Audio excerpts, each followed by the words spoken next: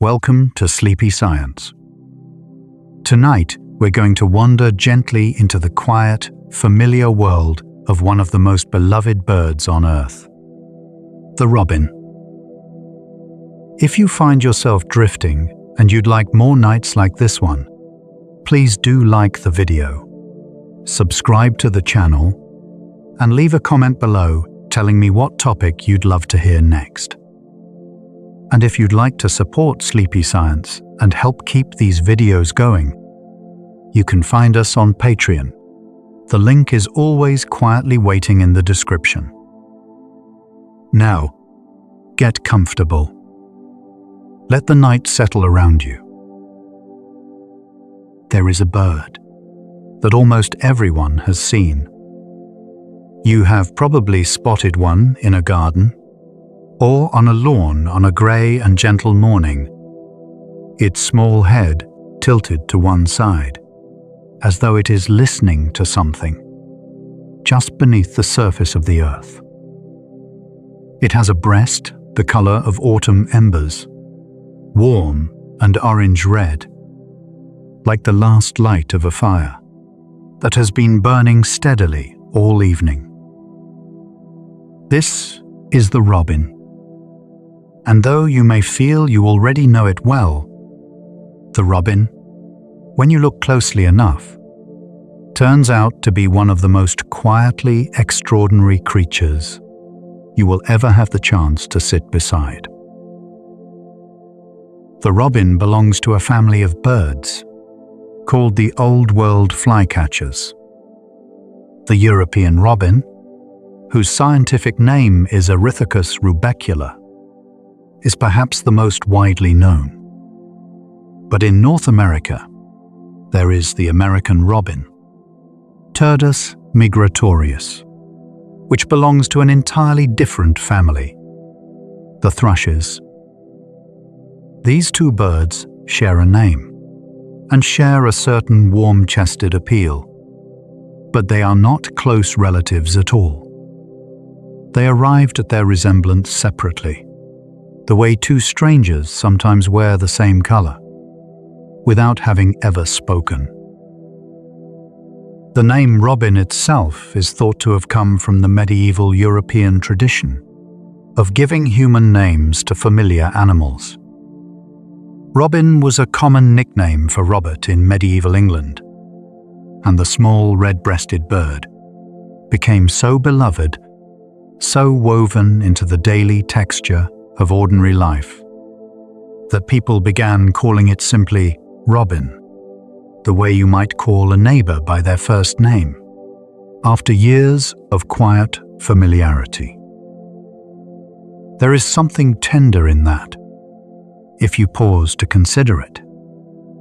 The idea that a bird could become so present, so threaded into the hours of a life, that it earned a proper name before most animals ever did.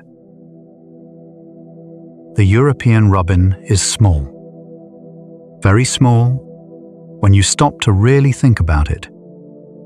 It weighs roughly between 16 and 22 grams.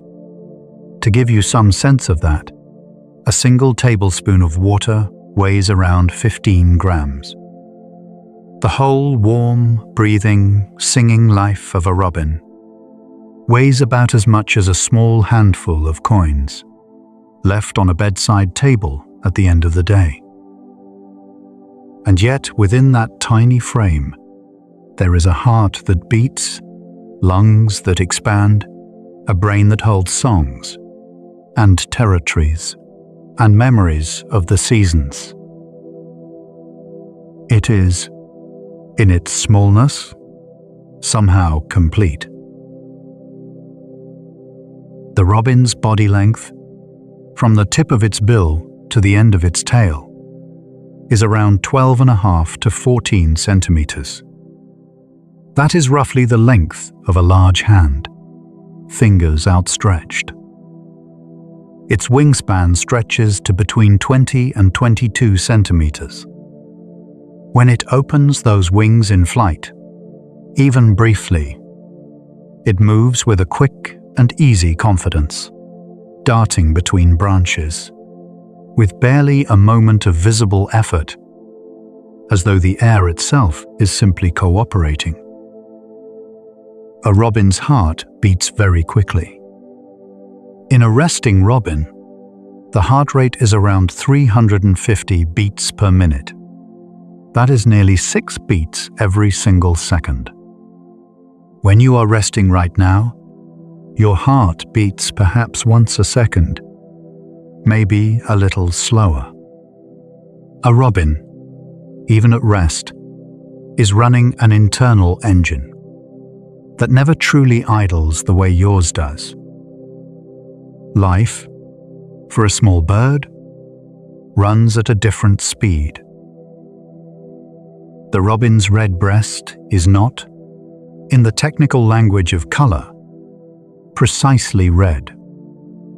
It is more of an orange red, a warm amber orange that varies slightly, depending on the light and the angle from which you look. In scientific terms, this coloring is produced by carotenoid pigments, pigments that the robin does not manufacture itself, but absorbs from the food it eats. Insects, berries, worms. The color of the robin's breast is, in a quiet way, a portrait of everything it has ever eaten. It carries its diet as a kind of warmth across its chest. Both male and female European robins have the red breast. This is unusual among songbirds, where it is more common for only the male to carry bright coloring. In the robin's case, both sexes need it, because both sexes defend territories. The female robin is just as fiercely protective of her patch of ground as the male. She needs the red breast to signal to other robins. This place is spoken for. This quiet corner of the garden, this particular hedge, this stretch of lawn, this flower pot and its surrounding earth belongs to me. Young robins, for the first few months of their lives, do not have the red breast at all. They are speckled, brown and gold, and spotted all over, like small thrushes, like something that has not quite decided yet what it wants to be. This coloring protects them. Without a red breast, they do not look like competitors to older robins, who might otherwise attack them. The speckles are a kind of armor, not the armor of hardness, but the softer armor of invisibility, of not yet announcing yourself to the world. Robins are, famously, extraordinarily territorial. A male robin will defend his territory aggressively against other males, singing from prominent perches to establish his boundaries. And if singing is not enough, he will confront intruders directly. Experiments have shown that a robin will even attack a small bunch of red feathers placed within his territory. Just red feathers, nothing more. Because to him, the red breast is the signal that matters, and any red breast that does not belong must be challenged. It is, in its way, a reminder that what we respond to most fiercely is not always the full picture, but the one detail that we have learned to notice. And yet, for all their fierceness, robins are also among the most confiding of birds. This is one of the quiet paradoxes that makes them so fascinating. They are territorial and aggressive with each other. And yet, with humans, they are often remarkably relaxed. Gardeners in Britain will tell you that a robin will sometimes follow you as you dig, hopping close behind to catch the worms and insects, that your spade turns up, barely keeping a respectful distance. It is not exactly trust, perhaps. It is something more like opportunity. The robin has learned, over many generations of living alongside people, that humans make useful disturbance. In the wild, robins would follow large animals, wild boar, deer, badgers, as they rooted through the leaf litter and soil, picking up the invertebrates that were disturbed. The human gardener, with their fork and their spade, is simply the latest version of that ancient partnership. The robin does not love you, exactly, but it has decided that your presence is worth tolerating. And in the robin's world, that is a considerable compliment. Robins are primarily insectivorous, meaning insects form the backbone of their diet. They eat beetles, ants, flies, spiders, and small caterpillars. But they also eat earthworms, perhaps their most iconic food source. The image of the robin tilted sideways on a lawn, listening, is the image of a bird searching for worms, and there is something ancient and patient about that posture. It is the posture of a creature that has learned stillness as a strategy, of knowing when to wait and when to act. Robins also eat berries and soft fruit, particularly in autumn and winter, when insects become harder to find. Holly berries, elderberries, hawthorn berries, mistletoe berries. The robin moves through the garden in autumn, like a small and purposeful harvest, a creature threading itself through the last warmth of the year, before the cold comes down. The robin's song is one of the most beautiful sounds in the natural world. It is, depending on your mood and the hour, either deeply comforting or quietly melancholic. The European robin sings in a thin, liquid, warbling voice, cascading phrases that drift and rise and fall again, like water moving over stones. It is not the bold and assertive song of a blackbird, nor the rapid fire of a wren. It is something between those, something more thoughtful, more like a voice that is not quite sure if anyone is listening, and singing anyway. Robins are among the first birds to begin singing in the morning, often starting well before dawn. They are also among the last to stop at night. In towns and cities, where artificial light confuses the signals that tell birds when to sing, it is not unusual to hear a robin singing at midnight, a thin, clear voice, drifting down from a lamppost or a hedge into the quiet street below. It is one of those sounds that feels, when you first hear it, like it must belong to daytime. And then you realize the city is dark, and the streets are empty, and the small voice is singing into the night, because it simply cannot tell the difference.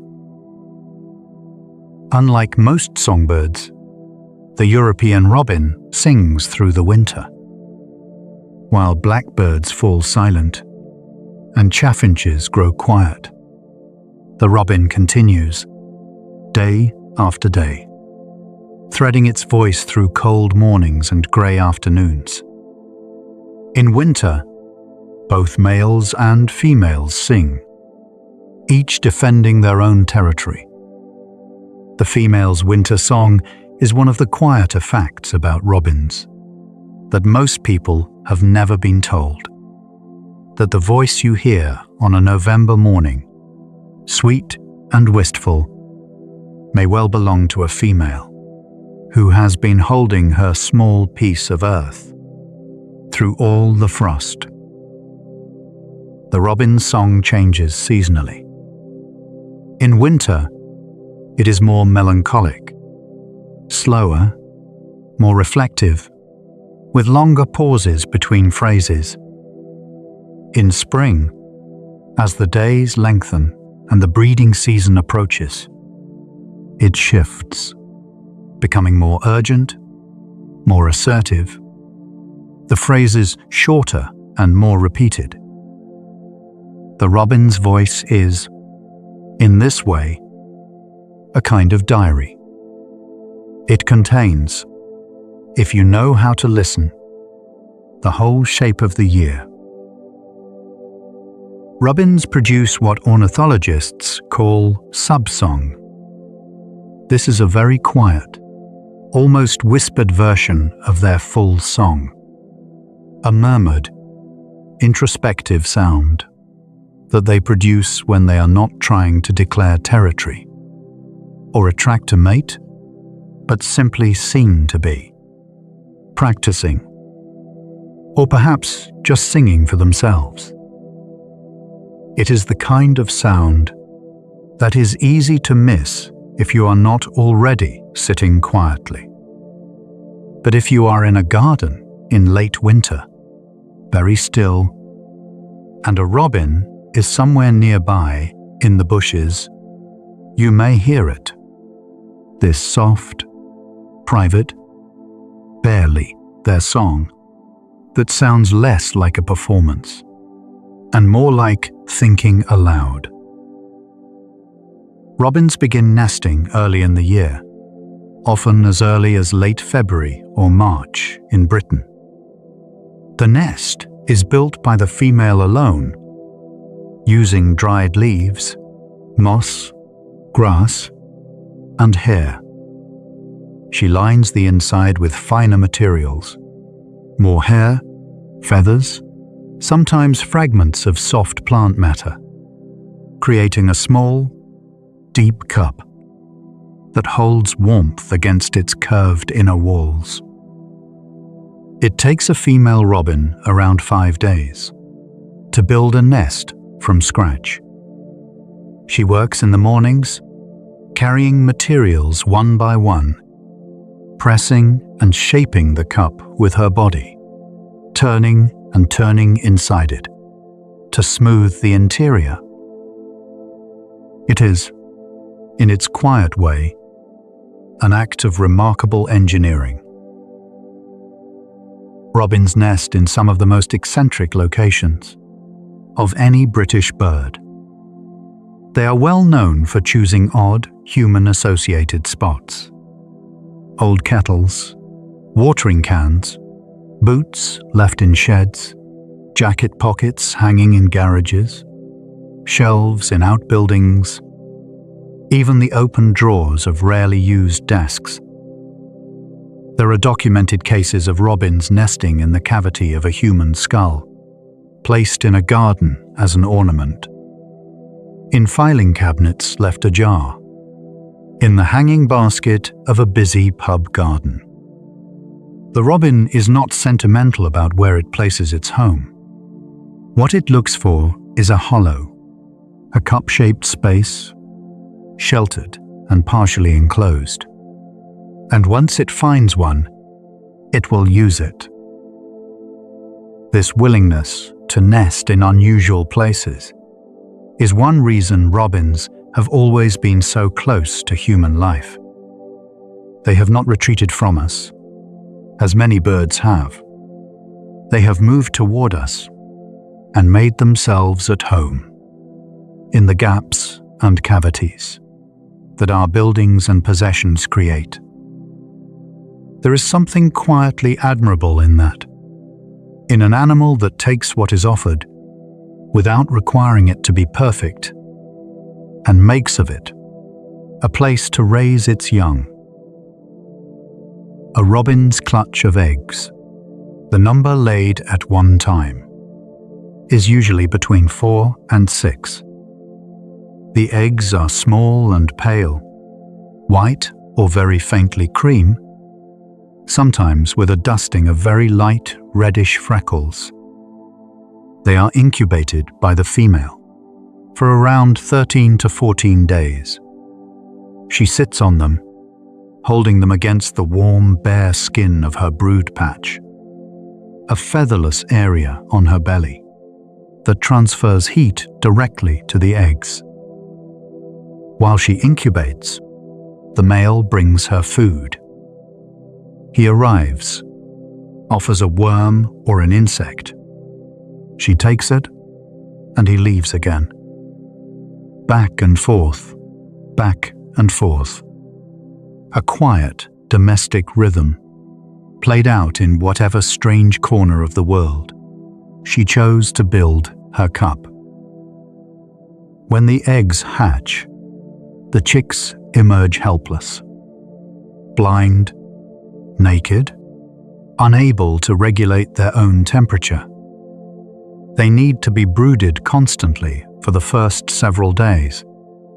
They are fed by both parents, who work almost ceaselessly during daylight hours, to bring enough food. A pair of robins with a nest full of hungry chicks may make well over 100 feeding trips in a single day. Each trip, fly out, hunt, find something, carry it back, deliver it, fly out again. All day, from first light to last. The chicks grow quickly. Within about 2 weeks of hatching, they are ready to leave the nest, though they cannot yet fly properly. Fledgling robins are those speckled, unsteady young birds you sometimes see on garden lawns in summer, hopping tentatively and looking slightly bewildered. They are not abandoned, though people often worry that they are. The parents continue to feed them for another couple of weeks, as the young birds learn to fly and forage. The fledglings simply sit still and wait and cry, and food arrives. For a little while, before the world demands more of them, that is enough. Robins can raise 2 or 3 broods in a single year, sometimes 4, in a warm year with plenty of food. The breeding season stretches from around February all the way to July or August. This means that a female robin may spend the better part of 6 months in some stage of nesting, building, laying, incubating, brooding, feeding, or starting again. It is an extraordinary commitment of energy for a creature that weighs less than a small battery. The average lifespan of a wild European robin is around 1 to 2 years. That number can feel startling, given how much of each year is spent in the effort of survival and reproduction. But robins that survive their first winter, which is the hardest, often go on to live considerably longer. The oldest known wild European robin lived to 8 years and 4 months. For a bird of its size, that is a very long life indeed.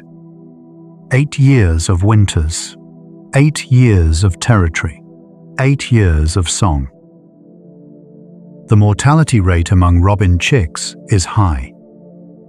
Many will die in their first few weeks of life before they have even fully learned to fly. Predators, cats, sparrowhawks, Magpies, crows, weasels take a significant toll. Cold and starvation take more. Of the many eggs laid by a robin in a season, only a fraction of the chicks born will survive to breed themselves. And yet the robin continues. It has continued for millions of years, through ice ages and volcanic winters, and all the slow upheavals of the planet, raising its small broods in whatever hollow space it could find. Robins are resident birds in much of their range, meaning they do not migrate. European robins in Britain and much of Western Europe stay put through winter, holding their territories year-round. But in Northern and Eastern Europe, where winters are more severe, robins do migrate, moving south and west to escape the harshest cold. Some Scandinavian robins winter in Britain, which means that the robin you see in your garden in December may be a visitor from Norway or Sweden, thousands of kilometers from where it was hatched. It carries its red breast across all that distance and arrives in your garden looking perfectly at home. The American robin is a different bird in almost every way except warmth of impression. It is considerably larger than the European robin, about the size of a thrush, with a brick red rather than orange-red breast, and a yellow bill. The American robin is a true migrant, moving south in autumn and returning north in spring. Its return in spring is one of the most eagerly anticipated signs of the season. In much of North America, the first robin of spring is widely regarded as a herald of warmth, of loosening earth, of mornings that will finally hold light again. The American robin eats a great deal of fruit, particularly berries, and is an important seed disperser across a wide range of habitat. It has been observed forming enormous winter flocks, sometimes containing hundreds of thousands of birds, which gather around fruiting trees and move through the landscape together. A flock of robins in winter, moving through a snow-covered wood, stripping red berries from bare branches. It is one of those sights that stays with you. In Britain, the robin has a special cultural and symbolic weight. It is, in fact, the unofficial national bird of Britain. Chosen in a public vote in 1965, though the title has never been officially conferred. Robins appear on more Christmas cards in Britain than any other living creature. The tradition of robins on Christmas cards dates back to the Victorian era, when postmen were nicknamed Robin Redbreasts because of their red uniforms. The robins on the cards were, originally, a gentle joke about the postmen delivering them. The joke faded. The robin remained. Robins have long been associated with Christmas and winter in Britain, not only because of Victorian postmen, but because the robin is one of the very few birds that remains visible and vocal through the dark months. While other birds have gone south or fallen silent, the robin is there, on the garden fence, on the holly branch, on the snow-dusted lawn, singing. Its presence in winter feels like a small act of defiance against the cold, a refusal to be hushed. And in the long dark of December, that matters. There is an old folk belief, found in several European countries, that the robin's breast was stained red by the blood of Christ. When the bird tried to remove the thorns from the crown at the crucifixion, pressing its breast against the thorns in its effort. It is a story that existed in different forms across different traditions, all trying to account for that warm, distinctive color, as though the red breast must have come from somewhere important, must mean something, must be the mark of some old and significant act. It is the kind of story that tells you as much about how much people loved the bird as about anything else. Another old folk tradition holds that it is terribly bad luck to kill a robin. This belief was widespread across Britain and much of Europe, and it lingered for centuries. There were people who refused to allow the eggs to be taken, or the nest disturbed. There are records of communities where killing a robin was met with genuine alarm, a tremor of superstition and unease. The robin had, over time, accumulated a kind of protective mythology. It was the friend of the garden, the bird that followed the spade, the companion of winter, and to harm it was to harm something that had placed its small and trusting self entirely within your reach. Robins communicate using more than just song. They have a range of calls, a sharp, ticking alarm call that they produce when a predator is nearby, a thin and very high-pitched call used to warn of aerial threats like hawks, and various softer calls used between mates and between parents and chicks.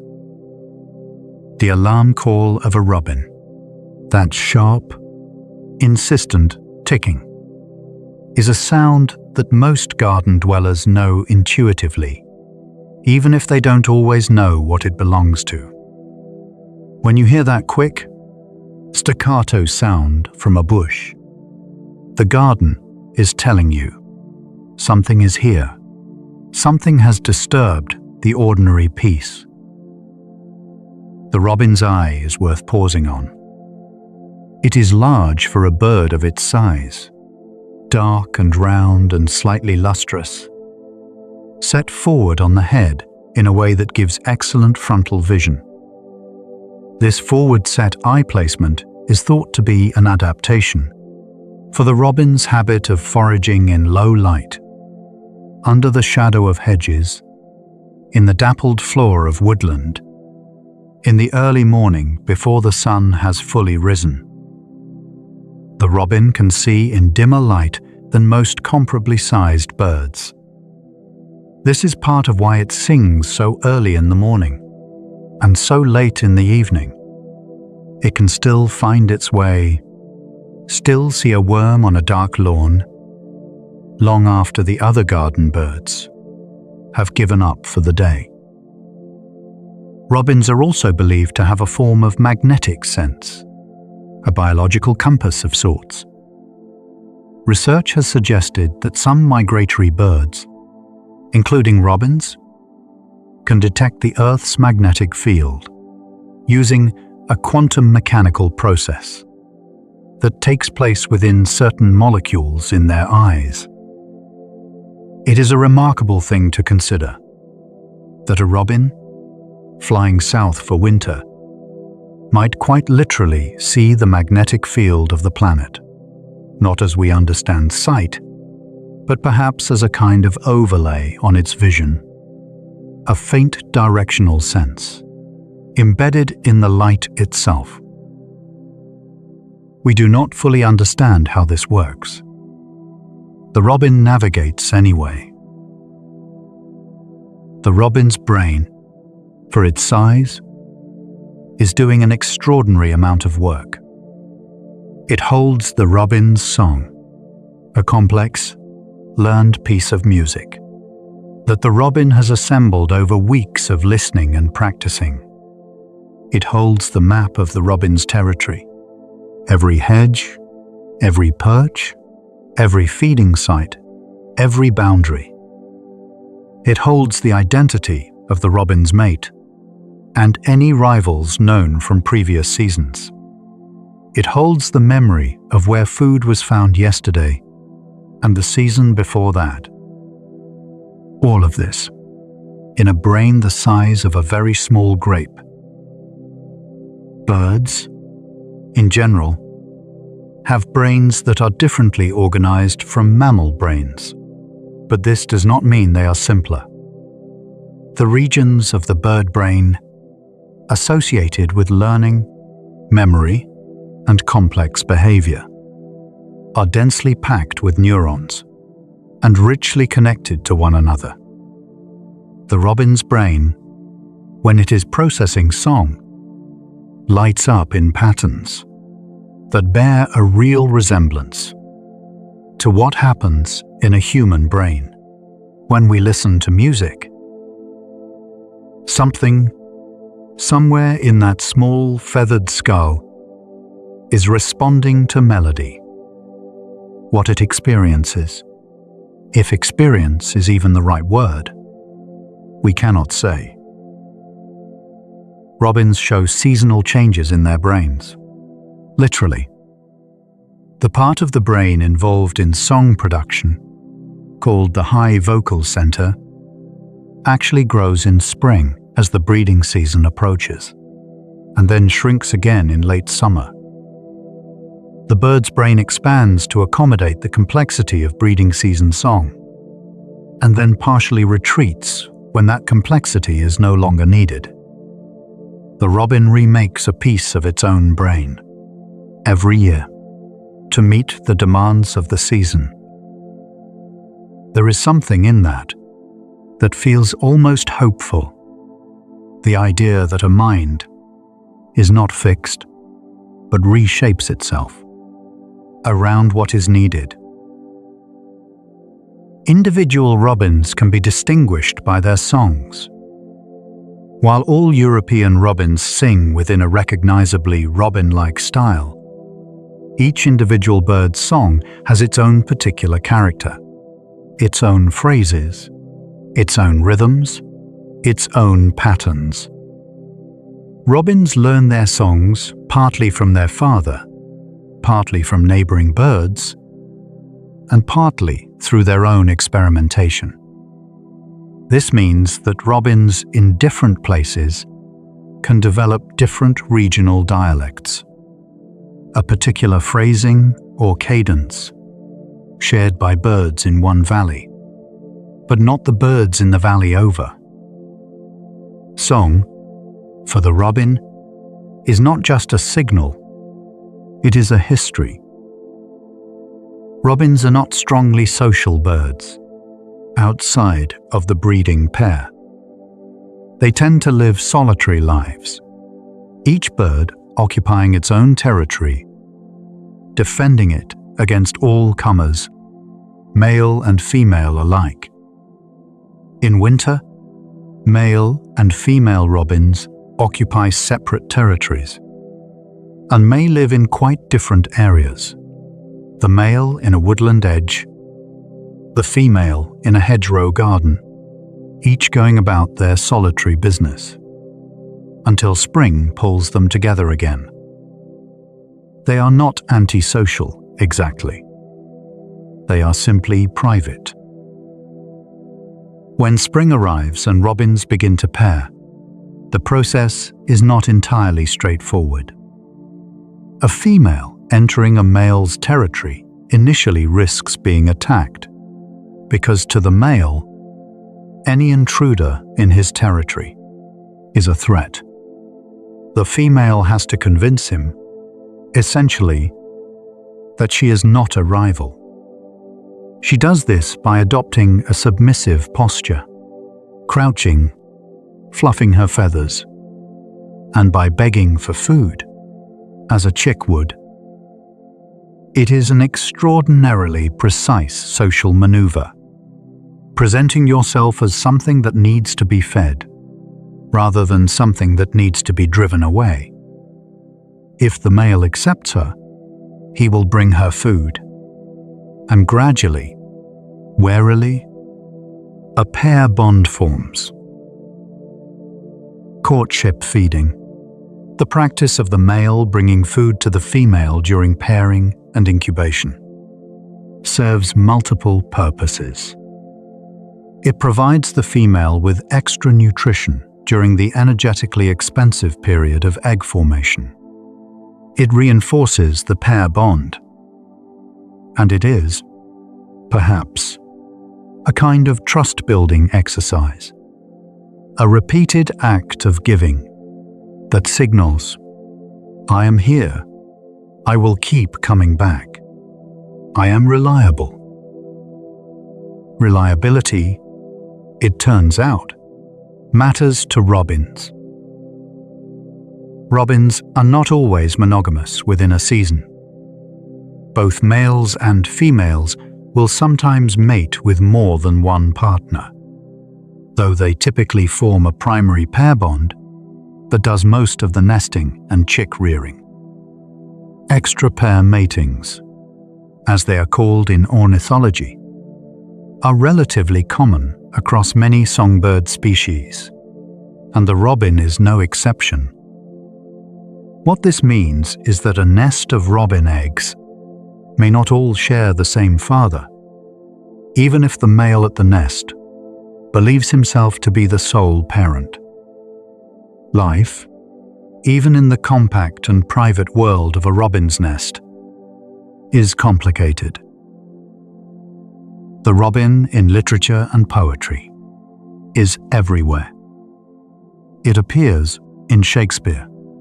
In Cymbeline, the robin is imagined as a bird that covers the dead with leaves. It appears in nursery rhymes. The robin redbreast of Cock Robin, who was slain by an arrow, mourned by all the birds of the air. It appears in countless Victorian poems, perched on snow-covered branches, singing into the cold. And it appears in children's literature, most memorably in The Secret Garden, where a robin leads the young Mary Lennox to the hidden door in the wall, a small red guide to a locked and overgrown world that will change everything. In Frances Hodgson Burnett's story, the robin is not merely a bird. It is a presence, a small, warm presence that seems to understand more than a bird should and moves through the garden, as though it has been waiting for someone to notice it. Readers have always responded to this because it feels, somehow, true to life. Robins do seem to notice you. They do seem to be watching. They do follow. Whether they understand anything about you, your sadness, your loneliness, your need for something alive and warm in a cold garden, we cannot know. But they are there. In Japan, there is a bird called the Japanese robin, Larvivora akahige, which is a small thrush-like bird with an orange face and breast, and a famously beautiful song. In Japanese culture, the Japanese robin's song is considered one of the most sublime sounds in the natural world. Clean and resonant and slightly melancholic, like a single note struck on a bell in an empty room. It is a bird that has inspired poetry and painting for many centuries. A bird whose song, once heard, tends to stay with you, surfacing unexpectedly, in quiet moments, weeks or months later. Australia has its own robins too, a whole family of small, red or orange-breasted birds, called Petroacid robins, or Australasian robins. These include the flame robin, whose male wears a brilliant orange-red breast. That is as vivid as any robin in the world. And the scarlet robin, and the pink robin, and the rose robin with its delicate, rosy chest, and its quick, elusive movements through dense undergrowth. These birds are not closely related to European or American robins. The name was given to them by homesick European settlers, who looked at those small, warm-breasted birds and saw something familiar, something from home, even though they were half a world away. The robin's association with warmth and home runs very deep. It appears across so many cultures, so many traditions, so many places, and it always carries the same emotional weight. Small, bright-breasted, familiar, a presence that asks nothing of you, but a little stillness. Whatever country you are in, whatever language you speak, if there is a small red-chested bird in your garden, looking at you with one round eye, something in you recognizes it. Something in you settles. The robin's habitat, in its wild state, is woodland with dense undergrowth. It is a bird of the forest edge, the place where trees grow dense. But there are also clearings, gaps, patches of open ground, where worms and insects can be found. Gardens, with their mix of planted beds and lawn and hedges and trees, are essentially idealized forest edges. From a robin's perspective, the human garden, for all that it is shaped by human ideas and desires, turns out to be very close to what a robin would choose, if it could draw up the plans itself. Robins need leaf litter. This is one of the quieter requirements of a robin-friendly garden. Not just the open lawn, not just the fruit trees, but the layer of fallen leaves and decomposing matter that builds up at the bases of hedges and under shrubs. That leaf litter is a larder. Beetles live in it, centipedes, spiders, woodlice, small earthworms near the surface. A robin working through a patch of deep leaf litter is like someone opening drawers, methodically, expectantly, knowing that something is in there and just needing to find it. In very cold weather, robins become more visible. They are forced out of the shelter of undergrowth and onto open lawns and feeders, where they can find the food they need to survive. A robin in deep winter, puffed up against the cold, into a perfect sphere of feathers, is one of those images that makes the winter feel both harsher and more beautiful at once. The puffing up is not decoration. It is survival, each puffed feather trapping a layer of warm air. Next to the bird's skin, a tiny insulating wall, built one feather at a time. A robin has roughly 3,000 feathers. Each feather is a remarkable piece of engineering in itself. A central shaft, from which hundreds of barbs branch out. And from those barbs, smaller barbules, and from those barbules, tiny hooked structures that zip the feather together into a smooth, aerodynamic surface. When a bird preens, when you see a robin sitting quietly, drawing its bill along a feather, it is re-zipping those tiny hooks, repairing the surface, maintaining the architecture that keeps the wind out and the warmth in Robins molt their feathers once a year in late summer, after the breeding season is over and before autumn begins. During the molt, a robin may look slightly disheveled, missing patches of feathers, its red breast temporarily ragged and uneven. This is a vulnerable time. The robin's flight is less efficient, its insulation is reduced, and it cannot look quite as impressive as it will once the new feathers have grown in. Robins become quieter during the molt, keeping to shelter, singing less, resting more.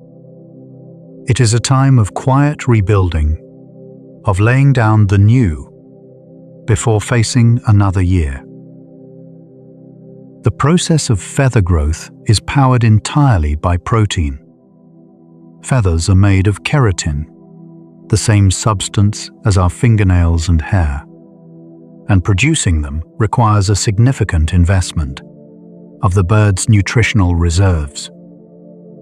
A robin in late summer, completing its molt, may have used a considerable proportion of its total body protein simply to grow new feathers. The brilliance of that orange-red breast, when it comes back in full in autumn, is not a trivial thing. It is the product of weeks of work, woven into the bird's very surface, fiber by fiber. The European robin's range extends across most of Europe, from the Atlantic coast of Ireland and Portugal, all the way east to western Siberia. It ranges north into Scandinavia and south into North Africa. It is found on the Azores, Madeira, and the Canary Islands. Wherever there are woodlands and gardens and hedgerows with good ground cover, there is likely a robin nearby, watching from a branch, listening from a bush, tilting its head. Robin populations in Britain are estimated at around 6 million breeding pairs.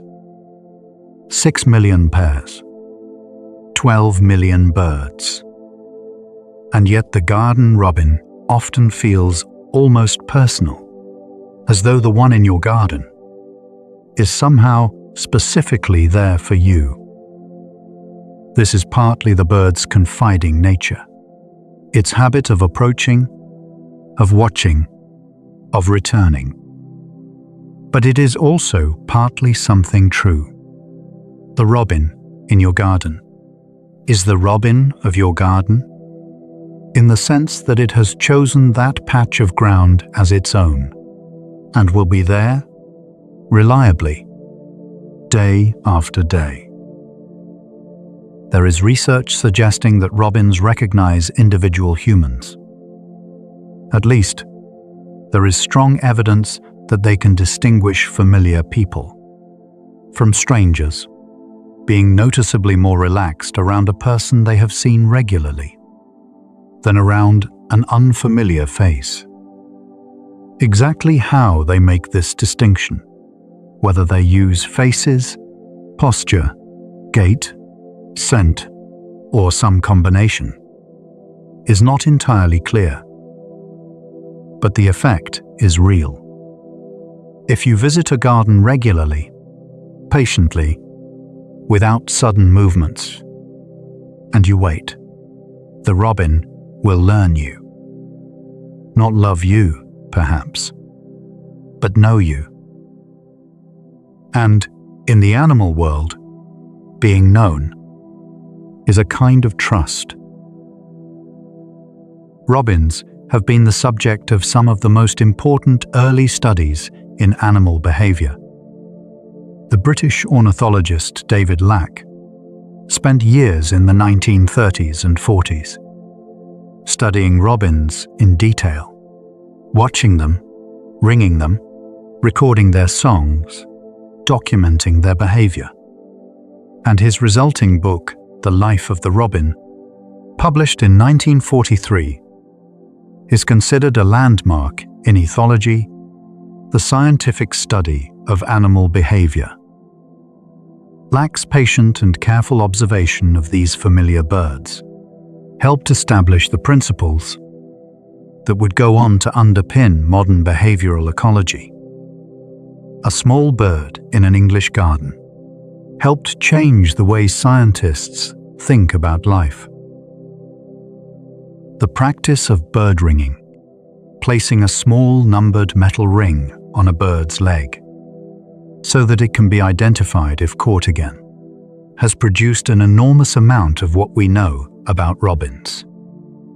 Ringing studies have shown how long individual birds live, how far migrants travel, how faithfully birds return to the same territory year after year. A ringed robin, recaptured in the same garden 5 years later, is a piece of living evidence. This bird, this specific bird, has been here before, has survived, has come back. Robins do return to the same territories year after year, if they survive. Once a robin has established a successful territory, one with good feeding, good nesting sites, few rivals, it has very little reason to leave. And so, in a garden that has remained relatively stable, the robin you see this winter may genuinely be the same bird you saw last winter. The same individual, the same small life, shaped by the same patch of earth, and the same familiar trees, and the same cold mornings.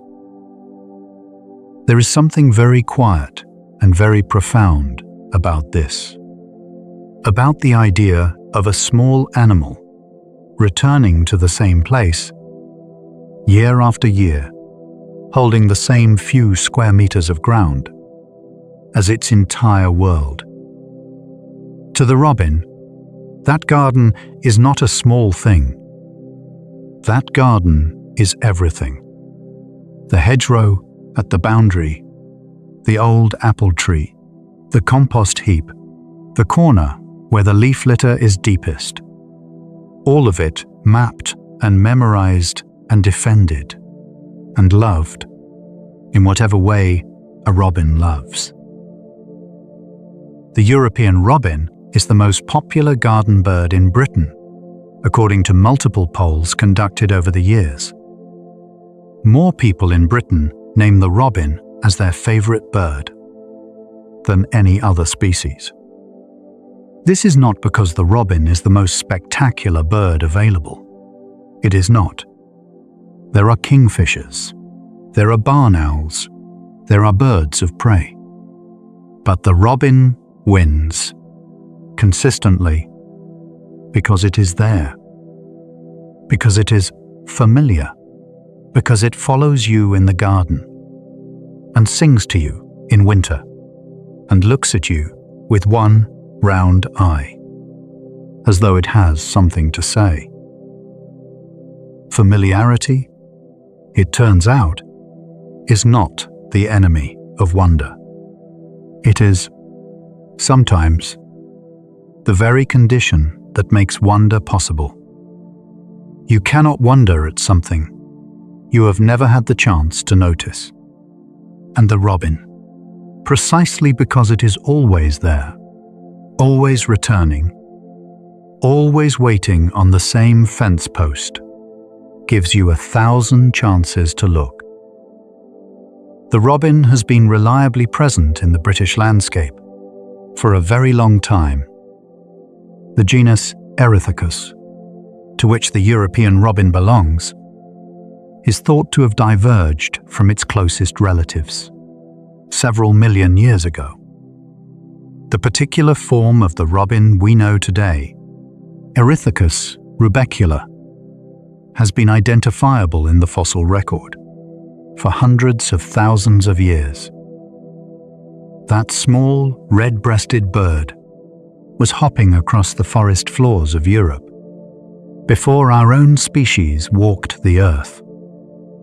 It was there before the first human looked up through the trees and wondered what that sound was.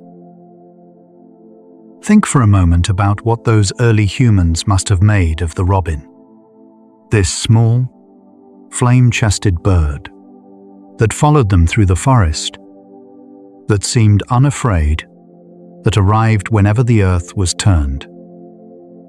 They must have noticed it. They must have had a name for it, some word in some ancient tongue that we will never know, pointing at the small red-breasted shape on the branch and saying, "That one, that little one, there." The robin has a particular relationship with frost. Hard frosts are genuinely dangerous for robins, not primarily because of the cold itself, but because a hard frost closes down the food supply. When the ground is frozen solid, worms retreat deep below the frost line. Insects are dormant. Even berries may be locked in ice. A robin cannot go more than a day or two without food, in cold weather, before its small reserves are exhausted. This is why, in a prolonged hard frost, robins become very tame indeed, coming right to the back door, eating from outstretched hands, losing the last of their wariness in the face of a more immediate need. Bird feeders save robin lives. Mild, soft foods, grated, mild cheese, soft fruits, mealworms, crumbled biscuits, placed on low, flat feeding stations during cold snaps, can make a real difference to a robin's survival. The robin is not naturally adapted to perch on hanging feeders, the way tits and sparrows are. It feeds on the ground or on low, flat surfaces. If you want to feed robins, place the food low, on a table, a log, a low wall, the bare earth. And it will come. It will almost certainly come. The robin in folklore was once thought to predict the weather. A robin singing loudly in the morning was said to foretell rain. A robin tucking itself deep into a bush was a sign of approaching storm. These observations, while not scientifically confirmed, are not entirely without basis.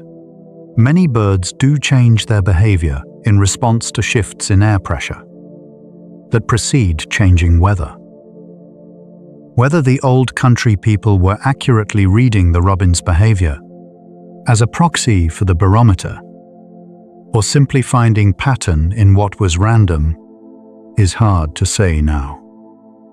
But the instinct to watch the robin, to read it, to treat it as a source of information about the world, that instinct feels old and true.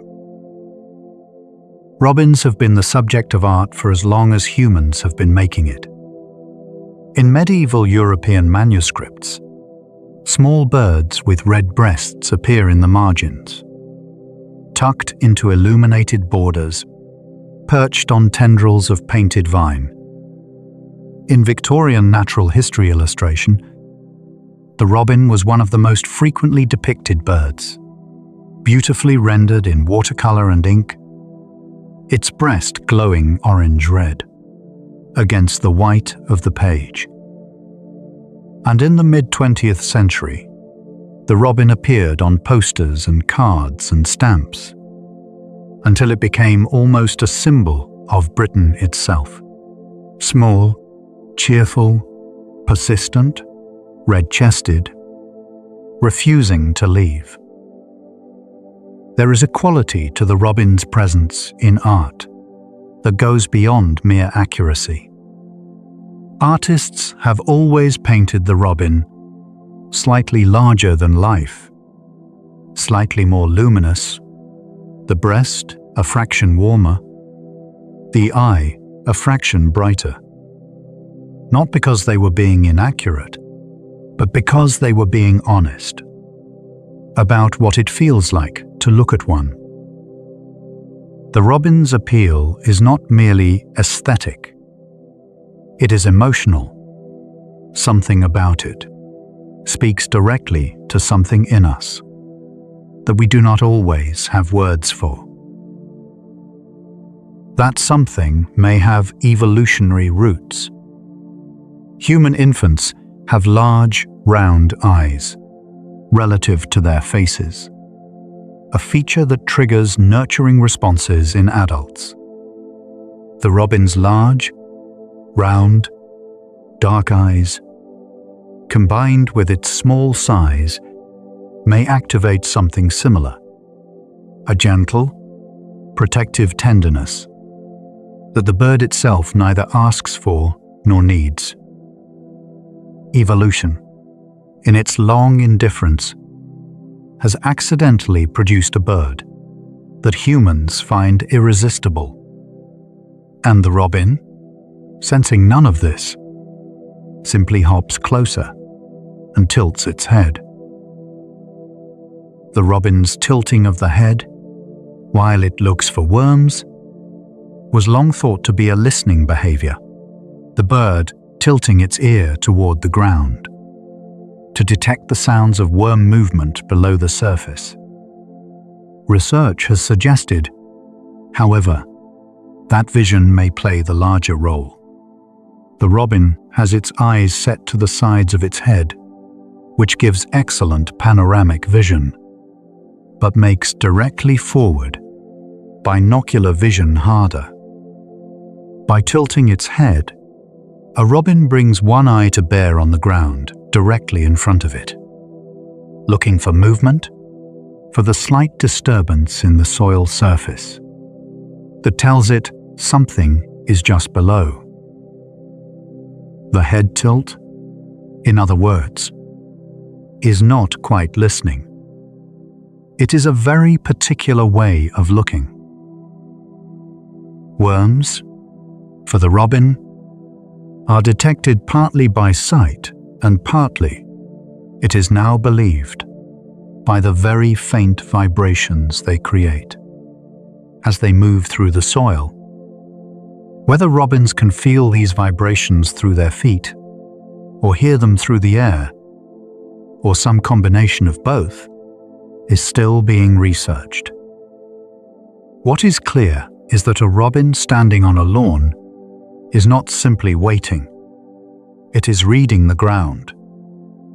It is interpreting a whole world of information that exists just beneath the surface, invisible to us, entirely readable to it. Earthworms themselves are remarkable. The common earthworm, the kind that robins eat, can live for several years. It breathes through its skin. It has no eyes, but it can detect light. It moves through the soil by alternately stretching and contracting, like a slow, soft wave. In a single acre of healthy garden soil, there may be over 1 million earthworms. They are, by weight, among the most abundant animals in the soil ecosystem. The robin, hopping across the lawn, is walking over a vast and invisible world, a world of worms and beetles and fungi and bacteria that makes the whole life of the garden possible. When you think about what a garden really is, when you trace the chain of life, from the bacteria in the soil, to the worm, to the robin, to the hawk that might take the robin, it becomes hard to see the garden as simply decorative. It is a system. It is many lives, arranged in a web of dependence. each one relying on the others, each one contributing to the whole. The robin, in this system, is neither at the top nor at the bottom. It is somewhere in the middle, eating, being eaten, singing, returning, as all middle creatures must. Robins are preyed upon by a range of predators. Sparrowhawks are perhaps their most significant avian predator. Small, fast, maneuverable hawks that hunt through gardens and woodland edges, at low level, using hedges and fences as cover to approach unseen. A sparrowhawk can appear, strike, and be gone in the time it takes you to look up from what you were doing. The robin's alarm call, that sharp, thin, urgent sound, is triggered most acutely by the sight of a sparrowhawk, or anything that moves with that quick, direct, purposeful flight. Cats take many robins every year. It is estimated that domestic cats in Britain kill tens of millions of birds annually. And robins, which spend so much time on or near the ground, and which are relatively confiding, are among the most vulnerable. This is a genuine conservation issue, though robin populations remain robust enough that it has not yet caused the kind of catastrophic decline seen in some other species. The robin is resilient. It has survived worse. But every cat-killed robin is a song that will not be sung next February morning. Magpies and crows are also significant nest predators. They are intelligent birds, capable of watching, learning the location of a nest, and returning to take the eggs or chicks. A robin that has chosen a visible nesting site may lose its brood to a magpie before the chicks ever open their eyes. This is, in part, why robins tend to choose hidden nesting spots, those enclosed, sheltered hollows that are harder for a large bird to investigate. The kettle in the shed, the boot on the shelf, the overgrown corner where the ivy covers everything. Weasels and stoats will take eggs and chicks from ground-level nests. Rats will too. Foxes, while not primarily predators of small birds, will opportunistically take a robin they catch unaware on the ground. Life, for a robin, is lived within a constant awareness of risk. Though this awareness is not, we should note, the same as fear. Birds do not spend their lives in dread. They simply respond, and quickly, when threat presents itself. The rest of the time, they sing. The robin's response to threat is fast and specific. When a ground predator, a cat, a fox, a dog, enters a robin's territory, the robin moves upward. It perches high, calls repeatedly, keeping a safe distance while making its presence known. When an aerial predator, a hawk, enters the area, the robin goes low and still. It freezes. It produces that very thin, high-pitched call that is almost impossible to locate, a sound that tells other birds danger is overhead, without revealing the caller's position. Two different threats, two entirely different strategies. All of it immediate, efficient, learned and inherited. over millions of years of survival. One of the more unusual facts about the robin is that it has been documented singing at night in response to sound pollution. In cities where daytime noise levels are high, traffic, construction, human voices, robins have begun shifting their singing to the night hours, when the city is quieter and their song can carry further. This is a genuine behavioral change, documented in multiple urban populations, and it is a remarkable example of an animal adapting its behavior in real time to the pressures of human environments. The robin is not merely tolerating the city, it is rescheduling itself around the city's rhythms. This adaptability, this willingness to adjust, to shift, to find a new way of doing the same essential thing, is one of the most consistent qualities of the robin. It has adapted to human habitation, to artificial light, to the noise of traffic, to the strange metal cavities of parked machinery, to the particular microclimate of a heated greenhouse. It has, in short, found a way to be a robin in a world that did not exist when its ancestors evolved. This is not unique to the robin, of course. Many species adapt to human environments, but the robin does so with a particular quality, a quality that feels, from the outside, almost like resourcefulness, like intelligence applied to the problem of survival, whether it is intelligent in any meaningful sense, whether it is solving problems, or simply responding to selection pressure, is a question we may never fully answer. But the outcome looks very much the same. In the Japanese tradition of haiku, small birds often appear as pivots, moments where the vast and the tiny meet. The bird's call in the silence, the wing in the empty sky, the feather on the snow. There is a kind of vision in haiku that the robin seems to invite naturally, a way of looking at the small thing so carefully that the whole world becomes visible in it.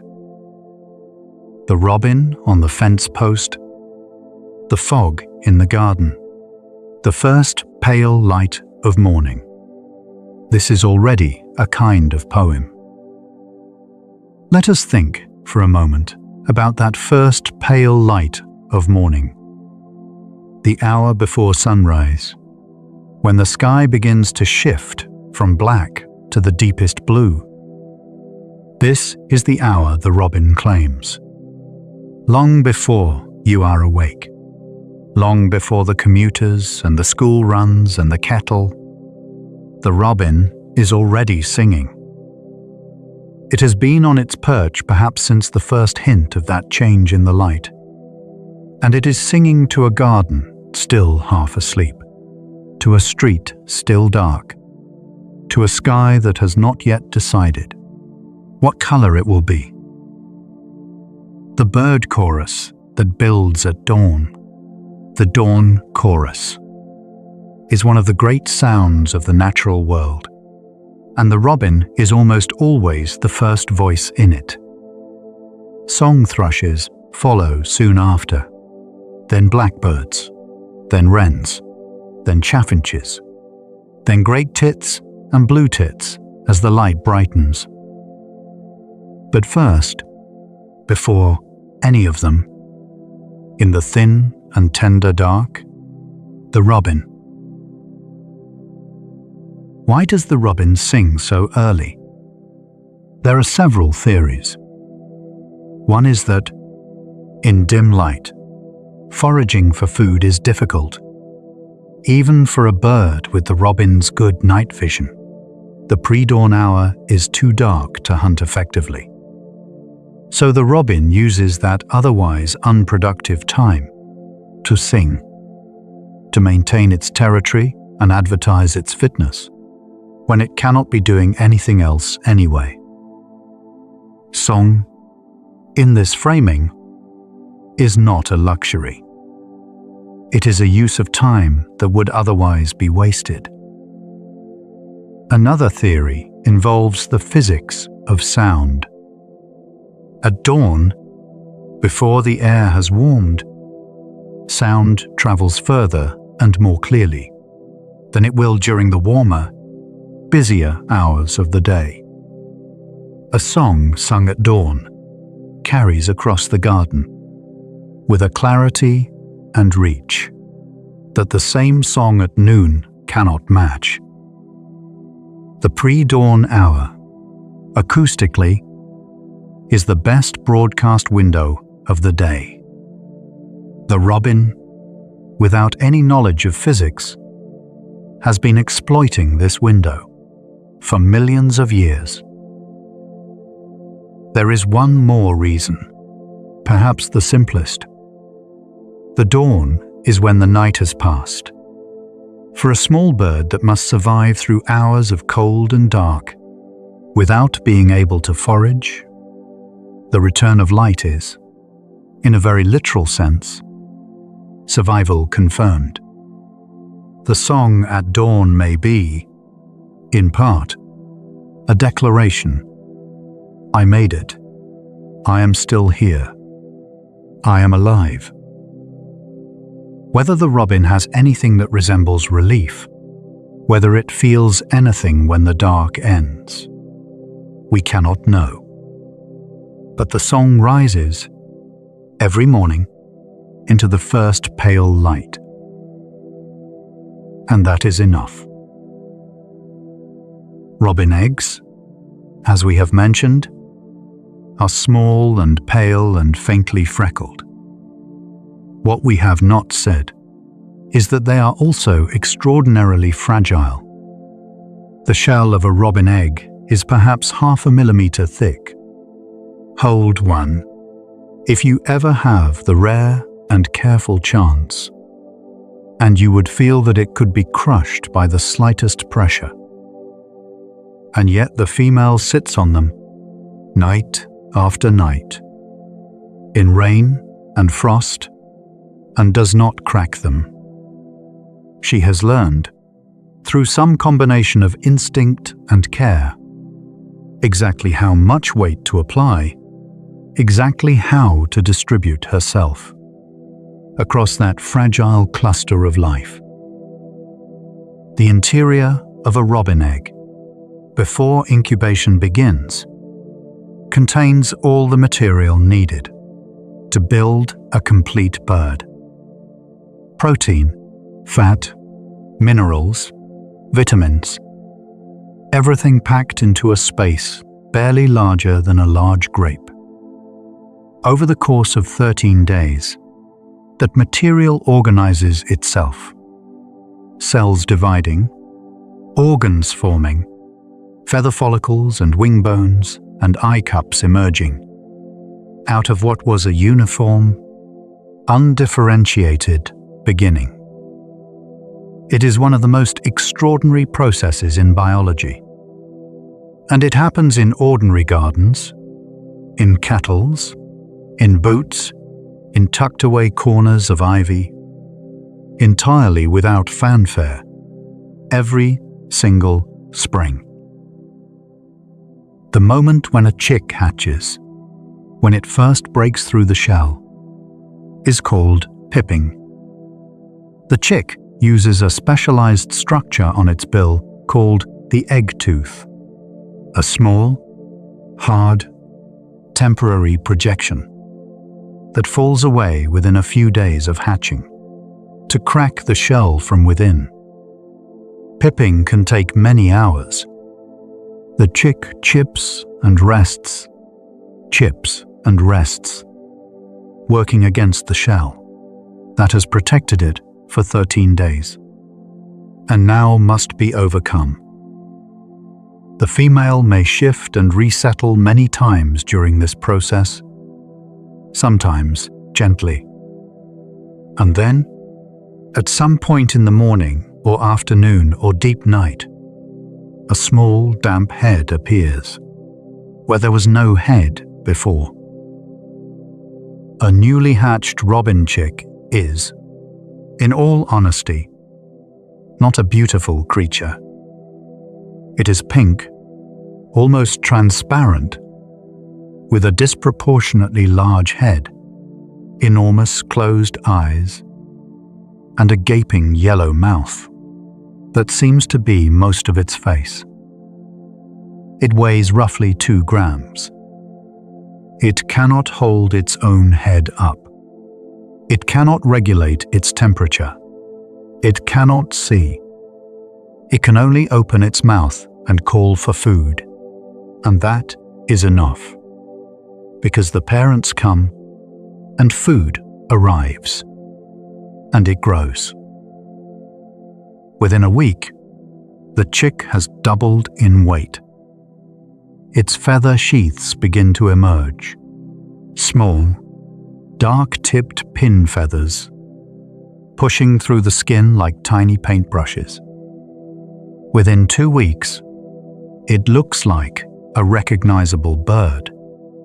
Speckled, plump, bright-eyed. Within 3 weeks, it is out of the nest. Out of the nest, into the garden, into the world. From a smear of protein in a tiny shell, to a living bird with its own presence, its own call, its own way of tilting its head, in less than 5 weeks. The juvenile robin's first weeks are dangerous and instructive. It must learn to find food, not an innate skill, but one that requires practice.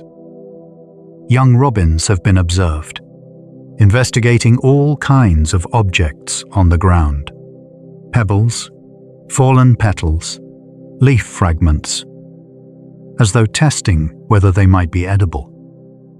The refinement comes gradually. This is food, this is not. This moves, this does not. This is worth chasing, this is not.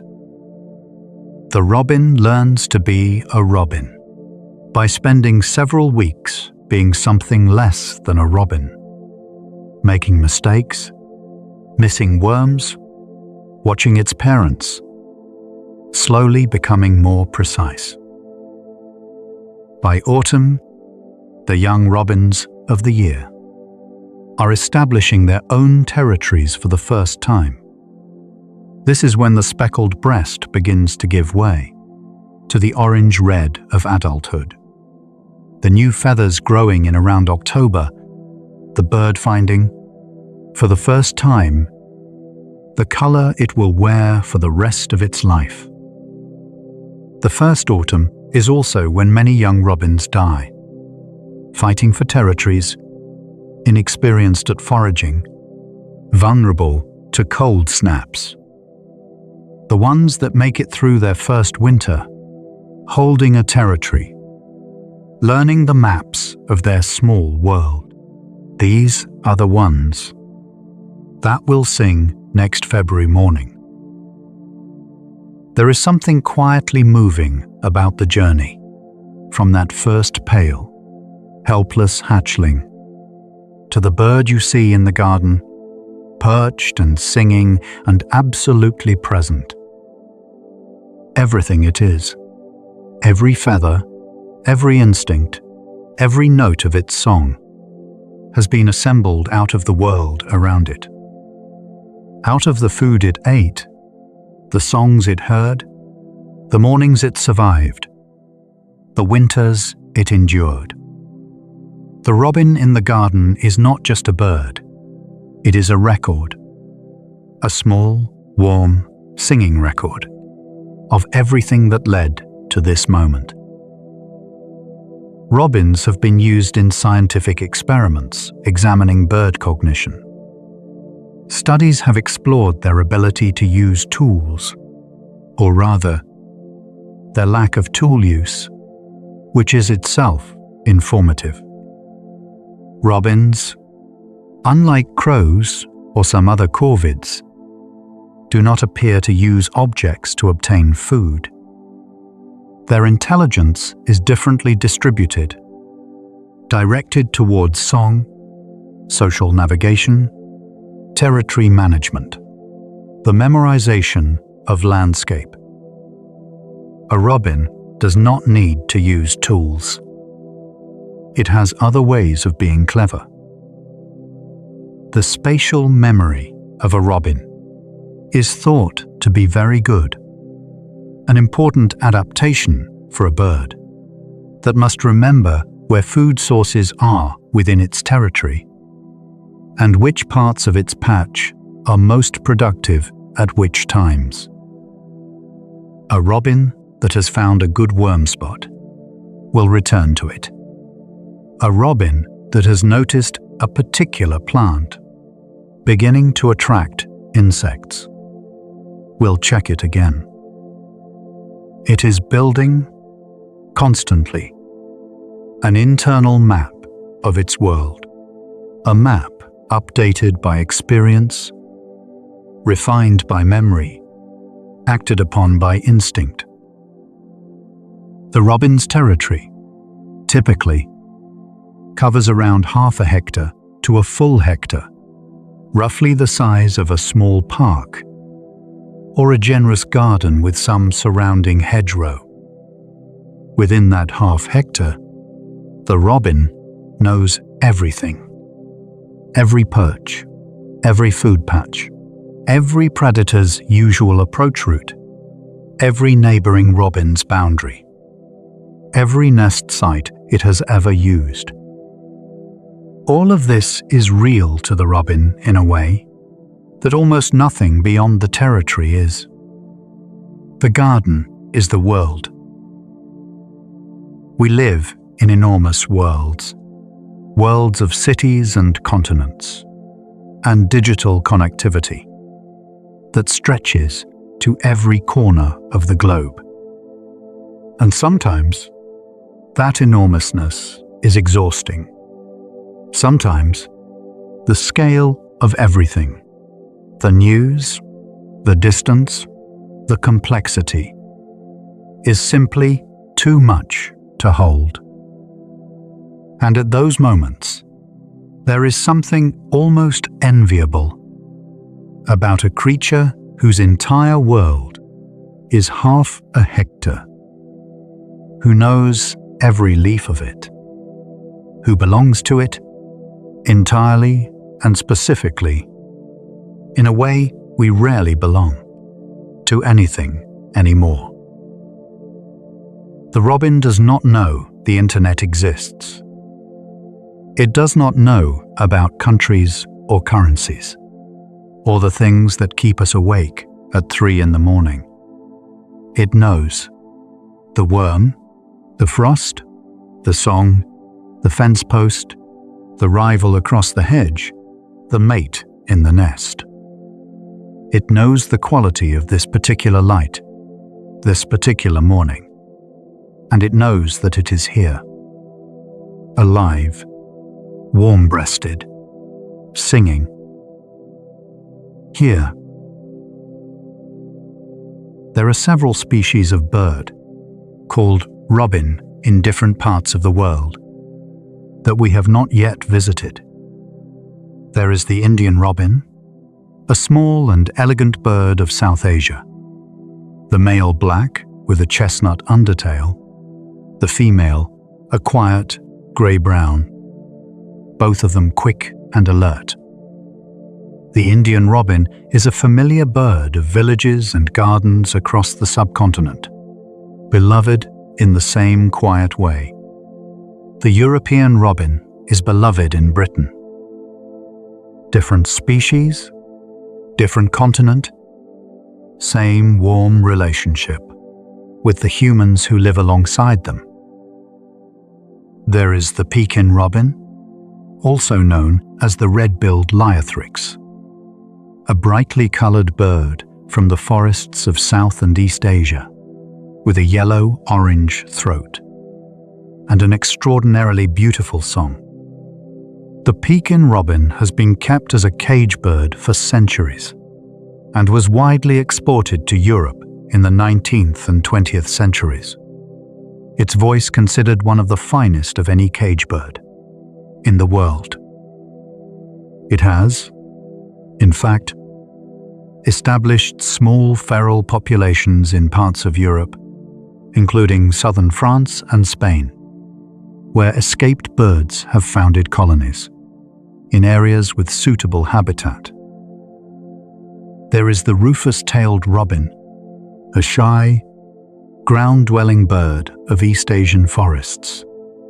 A bird that is rarely seen, despite being relatively common in some areas, because it moves so quietly through the deep shadows of dense undergrowth. Its song is heard more often than the bird itself is seen. A low, penetrating call that rises from the forest floor and travels a surprising distance. To hear a sound and not see its source, to know a bird only by its voice, is a particular kind of mystery that forest birding offers.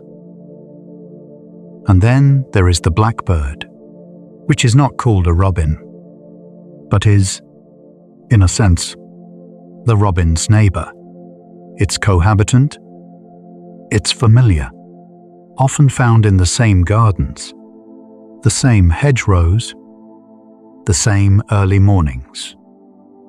The blackbird's song is fuller than the robin's, more rounded, more self-assured.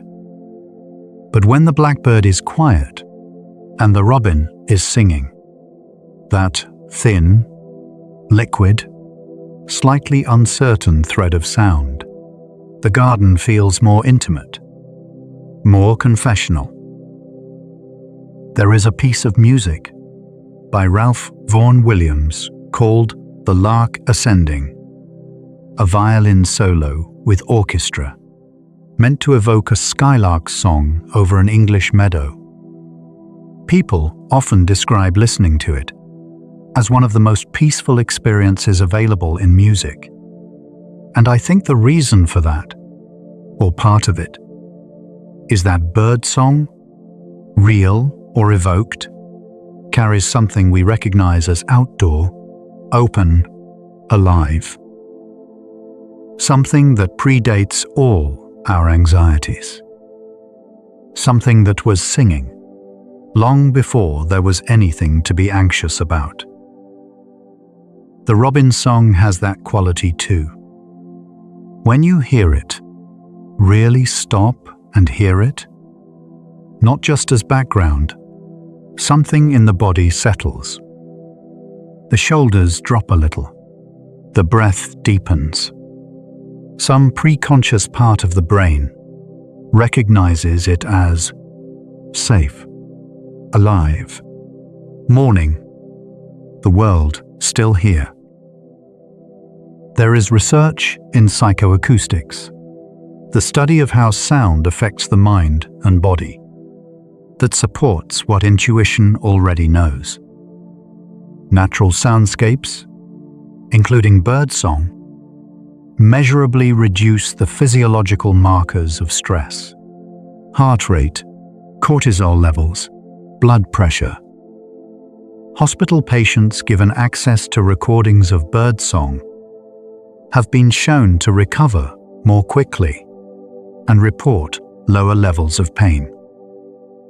The sound of a robin in a garden is, in a very literal sense, good for you.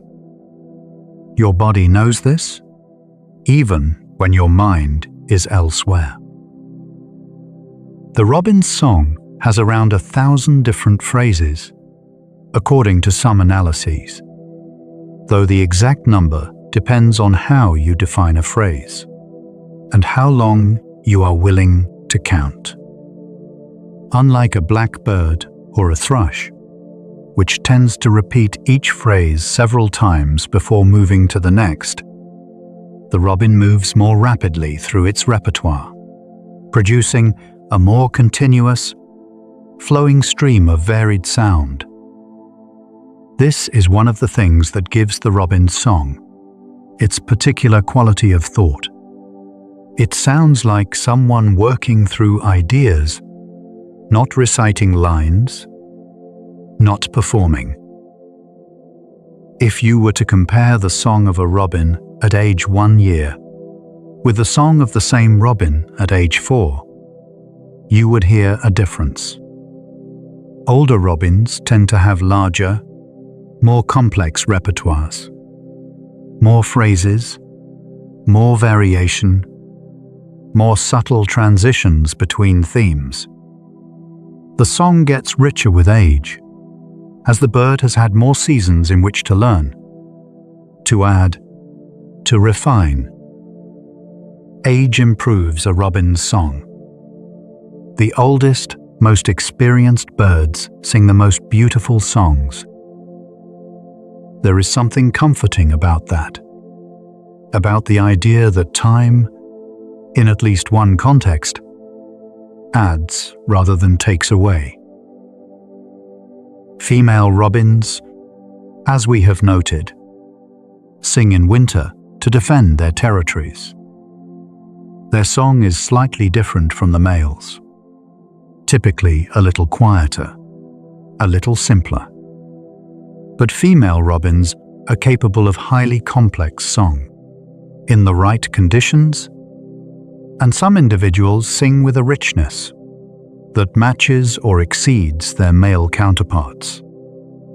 The old assumption that female birds don't really sing turns out to be based almost entirely on the fact that most ornithological research was done in spring, when females are focused on nesting and singing less. Winter is the female robin's season. Winter is when she sings. The nest, once all the chicks have fledged, is not always abandoned. Robins sometimes reuse a nest site, building a new nest on top of the old one, or beside it, making use of the established shelter and concealment that served them well the first time. Old robin nests, once the birds have finished with them, become homes for other creatures. Spiders move in, insects, woodlice, the cup of moss and hair and dried grass. That was, briefly, the whole world of a family of robins becomes, in its quiet second life, a small and sheltered city for the creatures of the leaf litter. Nothing in the natural world is ever truly finished. Every nest, every feather, every dead worm, every cracked eggshell on the lawn, all of it is recycled, decomposed, incorporated into something else. The calcium in the eggshell may eventually, through the slow processes of soil chemistry, end up in the body of the next worm the next robin eats. Life moves in circles that are too slow and too vast for us to see from inside them. But the robin, tilting its head on the lawn, is a stitch in one of those circles. As are we, lying here, breathing. The color orange, that warm, ember-like color of the robin's breast, appears very rarely in the natural world. Green is everywhere. Blue appears in the sky and in water. Brown is the color of the earth. But orange, true, pure, warm orange, is a rarer thing. You find it in autumn leaves, in foxes, in sunsets, in certain berries. and you find it on the breast of the robin. It is a color that commands attention without aggression. A color that says, "Here I am. Here. Look." The human perception of the color orange is associated, in psychological research, with warmth, energy, appetite, and sociability.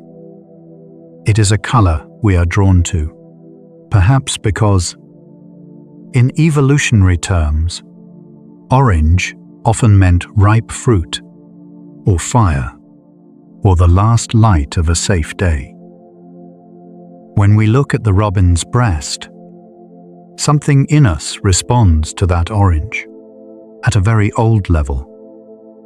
It catches the eye. It invites attention. It makes the bird impossible to overlook. In the language of bird color, orange and red on a bird almost always mean territory or mate attraction. The brighter the color, the healthier the individual, the more carotenoids they have been able to absorb from their food. A very brightly colored robin is, in effect, advertising the quality of its foraging, saying, "I am good at finding food.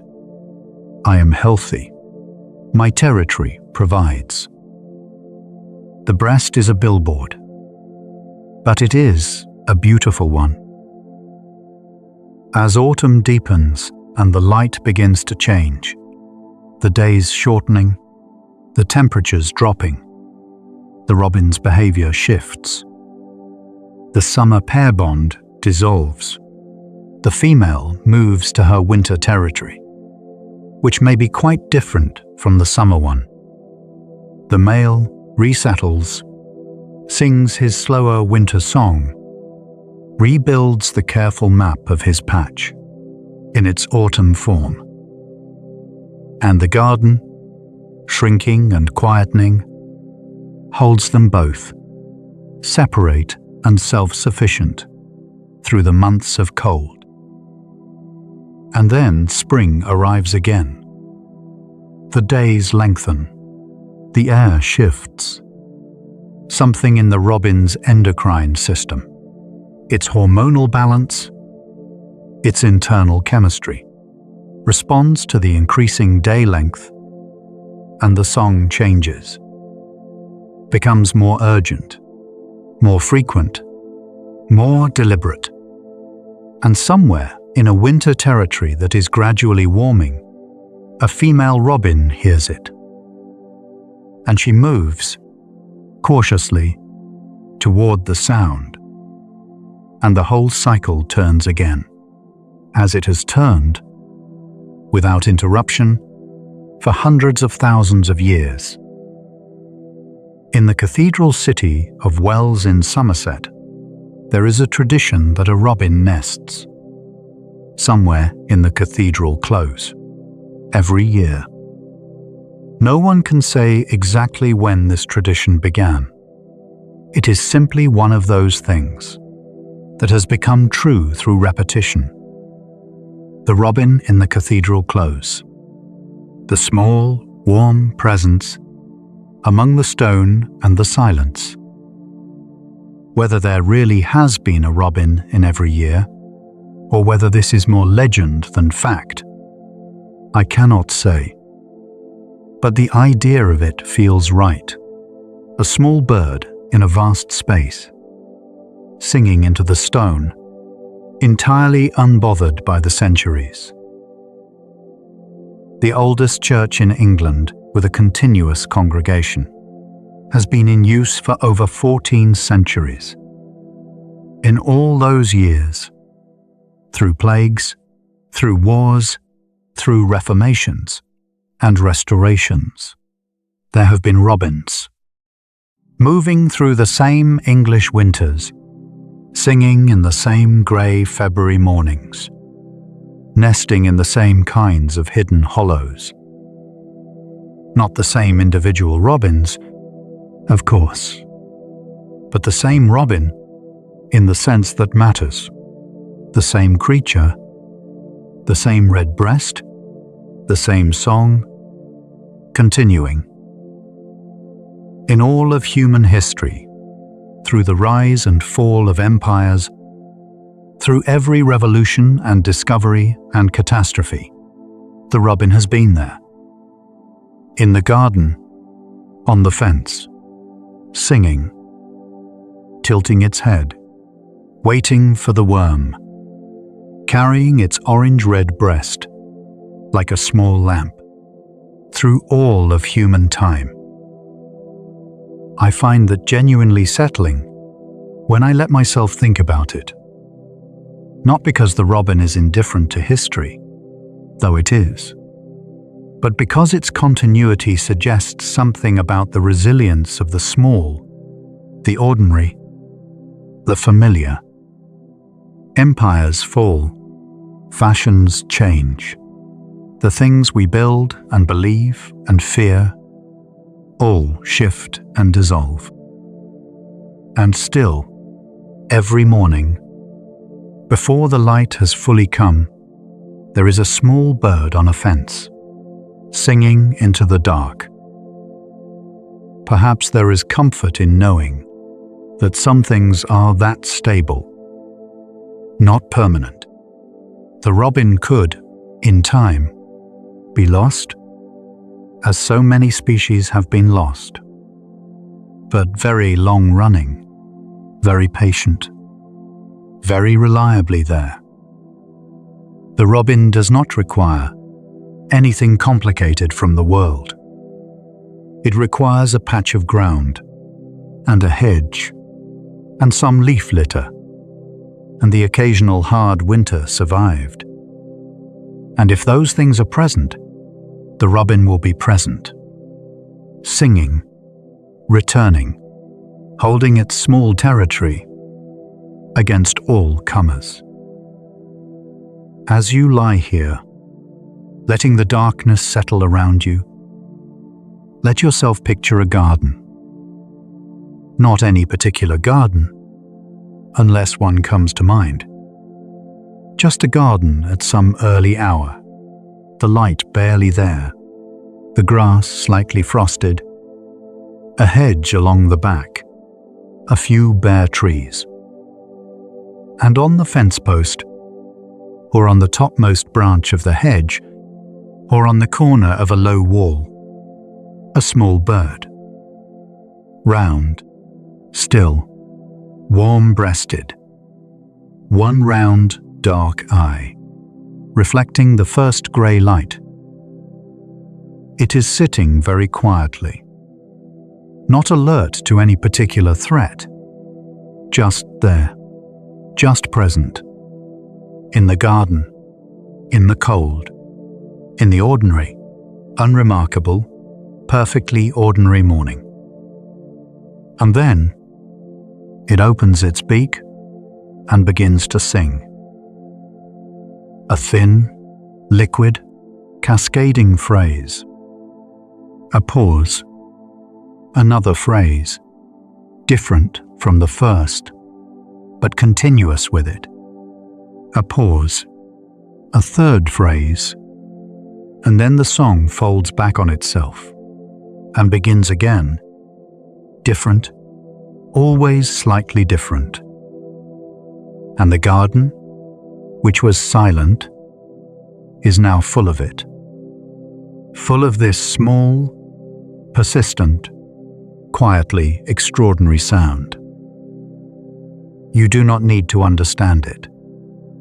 You do not need to identify the phrases, or count the notes, or know which territory boundary it is asserting. You can just hear it. Let it come in. Let it settle somewhere behind your eyes, and down into your chest, and all the way into whatever quiet place you keep at the center of yourself. The place that predates language, and cities, and screens. The place that knows. There is a bird singing. It is morning. The world is still here. and you can rest. The robin will still be there when you wake.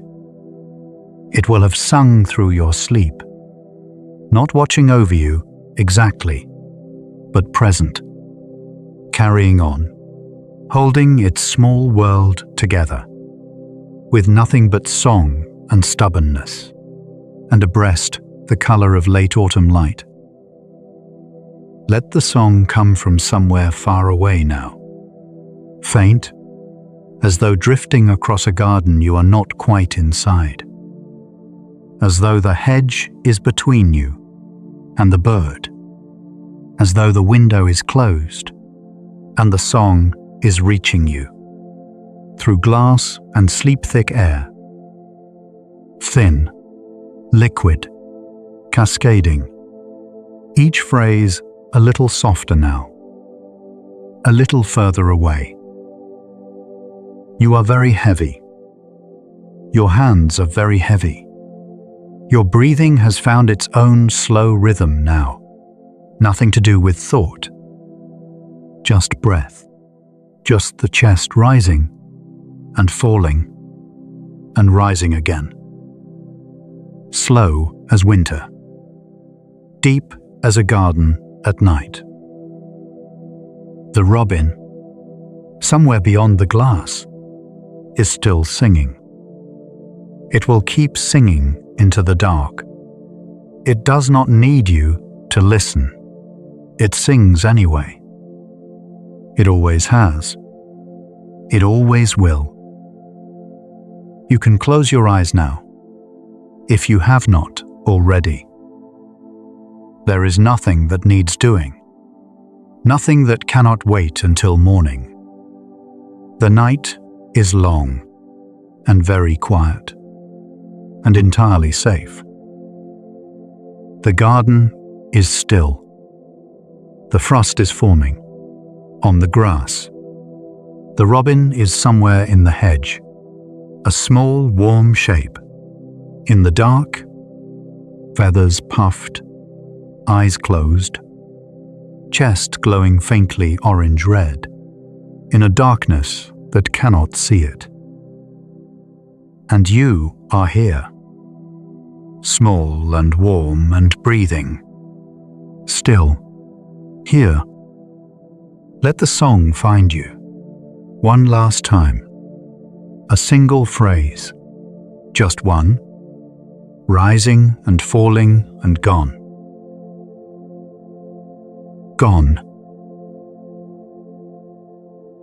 Just the dark, and your breath, and the deep, unhurried, quiet of the night.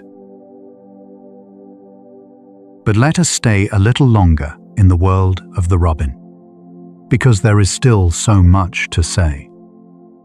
And the night is long, and you are not quite asleep yet. One of the quieter things about robins is how they respond to music. There are documented accounts, some anecdotal, some better supported, of robins singing near human musicians, or in response to musical instruments being played in gardens. One famous British musician recorded a duet with a wild nightingale, the nightingale improvising alongside the flute, in what sounded, to human ears, uncannily like a real conversation. Robins have been observed doing something similar, singing back, not in mimicry exactly, but in response, filling the space between phrases, adding their thread to the sound. Whether the robin is responding to music as music, whether something in it recognizes melodic structure, rhythm, something like phrasing, or whether it is simply registering another bird's call and answering out of territorial instinct, we cannot say with certainty. The effect, from where we sit, is beautiful either way. Two voices, human and bird, taking turns in the morning air. The robin is sometimes used in guided meditation and mindfulness practice as an anchor for attention. The instruction is simple. Go outside. Find a robin. Watch it for 5 minutes without thinking about anything else. The exercise works. People report because the robin is busy. It is constantly doing something. Hopping, tilting, flicking its tail, singing, foraging. Watching it, you have no choice but to follow its movement with your attention. The mind, given something small and alive and active to follow, tends to quieten. Thoughts pass through, but they do not catch. The robin moves, and your eyes follow. And for that small window, you are simply here, watching a bird. And that is enough. Robin territories in winter are smaller than in summer, a response to the fact that winter food sources are patchier and more valuable. A robin that has found a spot with remaining fruit, or an area of unfrozen ground, will defend it with particular intensity. Rival encounters in winter.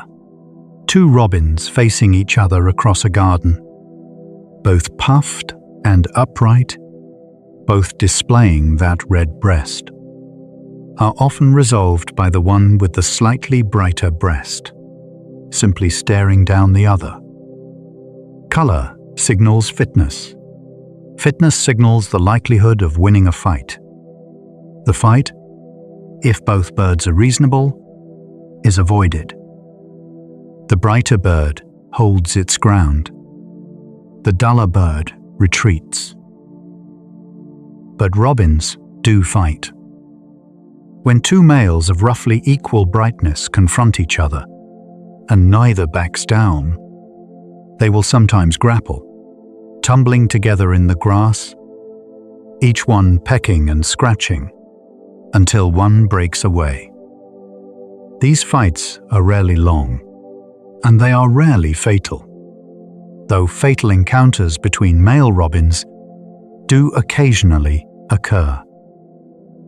The intensity of a robin's territorial drive, the ferocity with which it guards its small world, sits curiously alongside all that gentleness and song and confiding trust toward humans.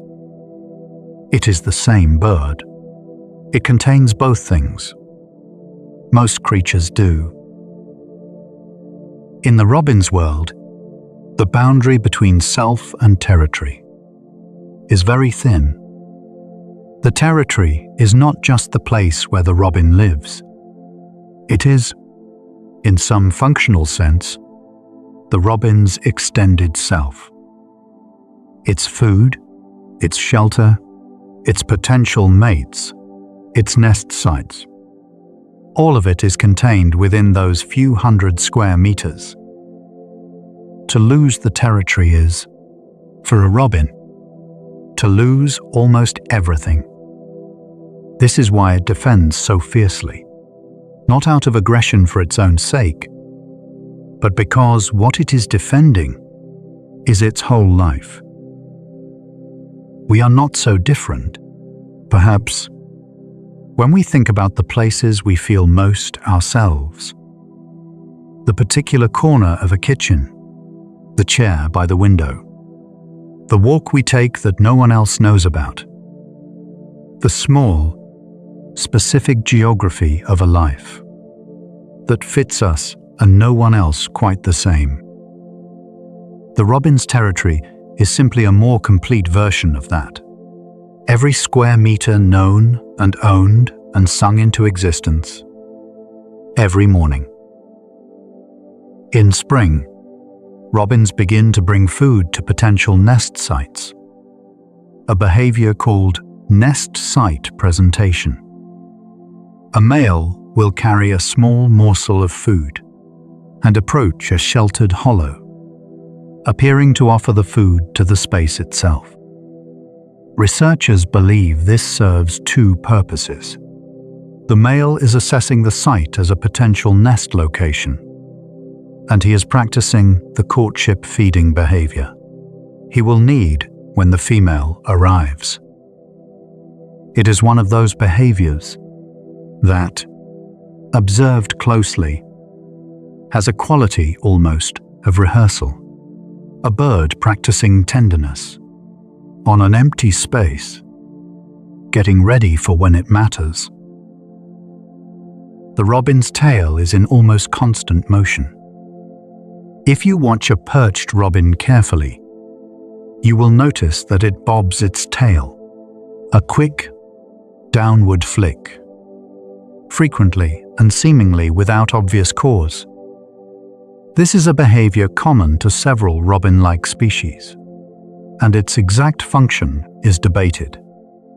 It may signal alertness to a predator, a way of saying, "I've seen you, I'm ready, no point trying." Or it may serve as a social signal to other robins. Or it may simply be a reflex of nervous energy, the bird's body expressing a perpetual low-level readiness that comes with living as small prey in a world of larger creatures. That low-level readiness, that constant, habitual alertness, is one of the most fundamental things that separates a bird's experience of the world from ours. We can, in moments of genuine safety and comfort, truly relax. Our vigilance drops, our muscles soften, we go to sleep. The robin never fully does this in daylight. It is always attending, always sensing, always maintaining some level of readiness to act. Its rest comes in sleep, in the motionless, puffed-up stillness of the nighttime roost. And even then, at the slightest sound, it wakes. We are very fortunate, in our safe beds, to be able to rest so completely, to let the body soften all the way, to release the jaw, the shoulders, the hands, to allow the mind to loosen its grip on all the small concerns it carries through the day. The robin must stay partially wound. You do not have to. You can let go entirely, all the way down.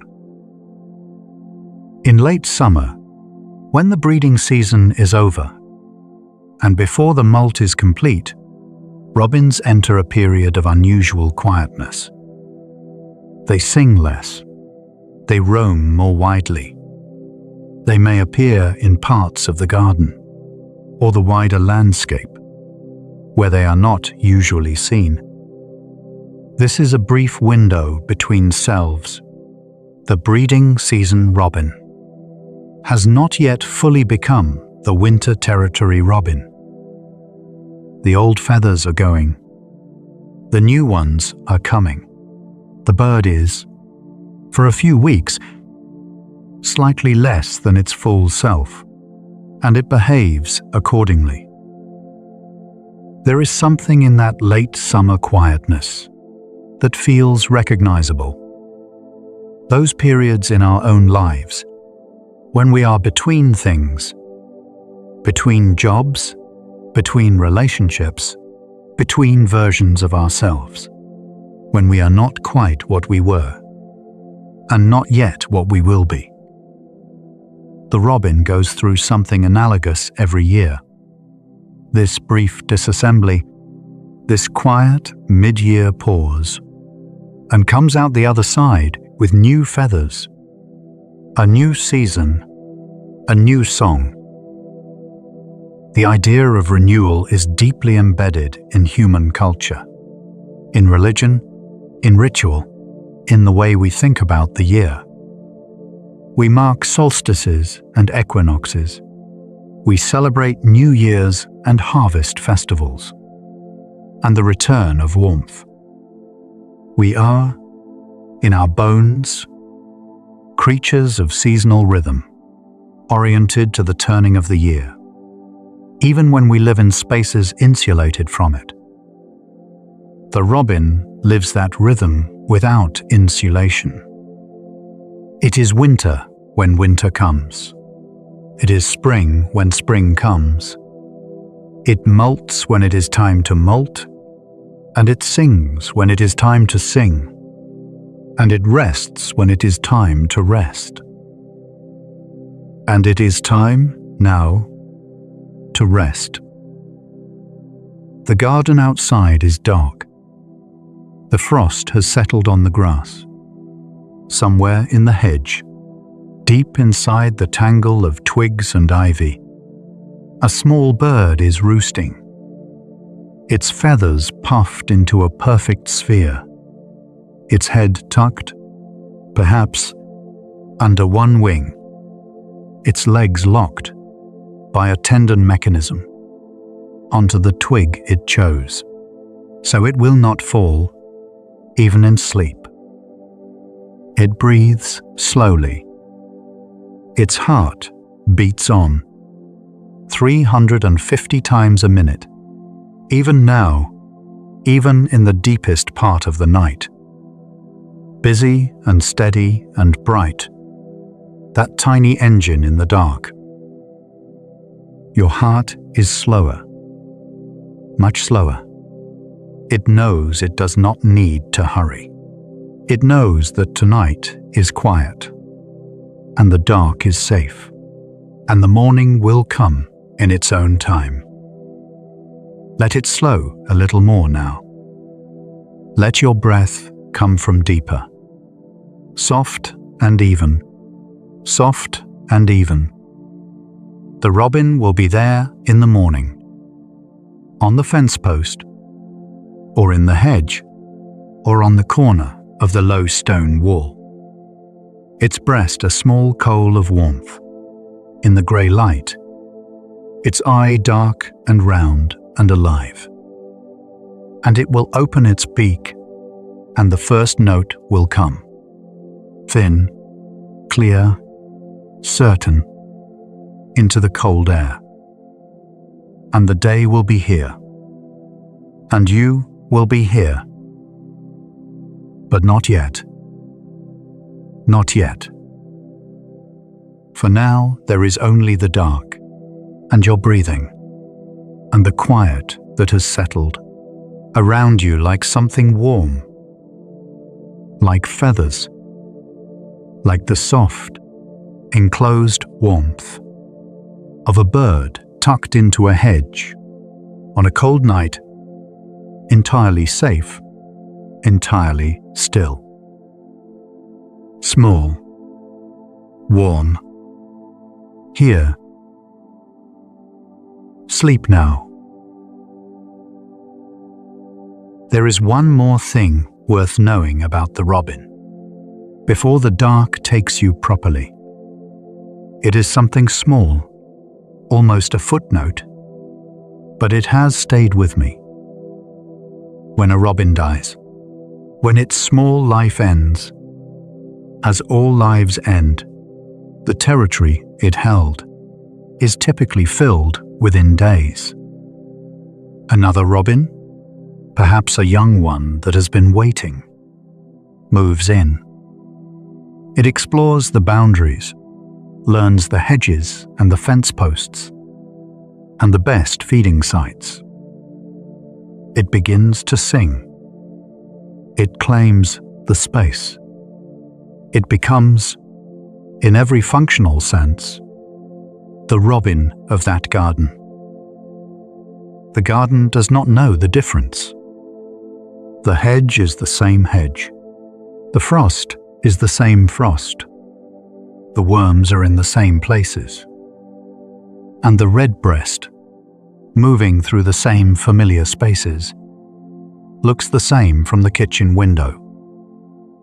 A different individual, carrying the same role in the same garden, in the same cold morning. It is, in a way, a kind of continuity that goes beyond any individual. The robin of your garden is not just this bird, or the last bird, or the one before that. It is the robin, the shape of the roll, the red breast, the song, the fence post, filled and refilled, across all the years the garden has existed, and all the years that came before. A thread, not an end. A river, not a stone. In the cold winter morning, the robin sings. In the warm spring morning, the robin sings. In the thin blue air of October, and the grey, suspended silence of February, and the long, pale evenings of June, the robin sings. It has always sung. It will go on singing. Long after this particular night has become a morning, and the morning has become a day, and the day has moved along into all the days that follow. And you will wake, as you always do, into a world that is still here. And perhaps, if you are lucky, you will hear it before you have even fully arrived into the day, before the phone and the thoughts and the plans, the faint, liquid, cascading song of a small bird on a fence post in the garden. And for a moment, you will just lie there and listen. And that will be enough. That will be entirely enough. The night is deep. Your breath is slow. The robin is somewhere in the hedge, with its eyes closed, and its heart beating 350 times per minute into the dark. And you are here, and you are safe. And the world is very quiet now, and very still.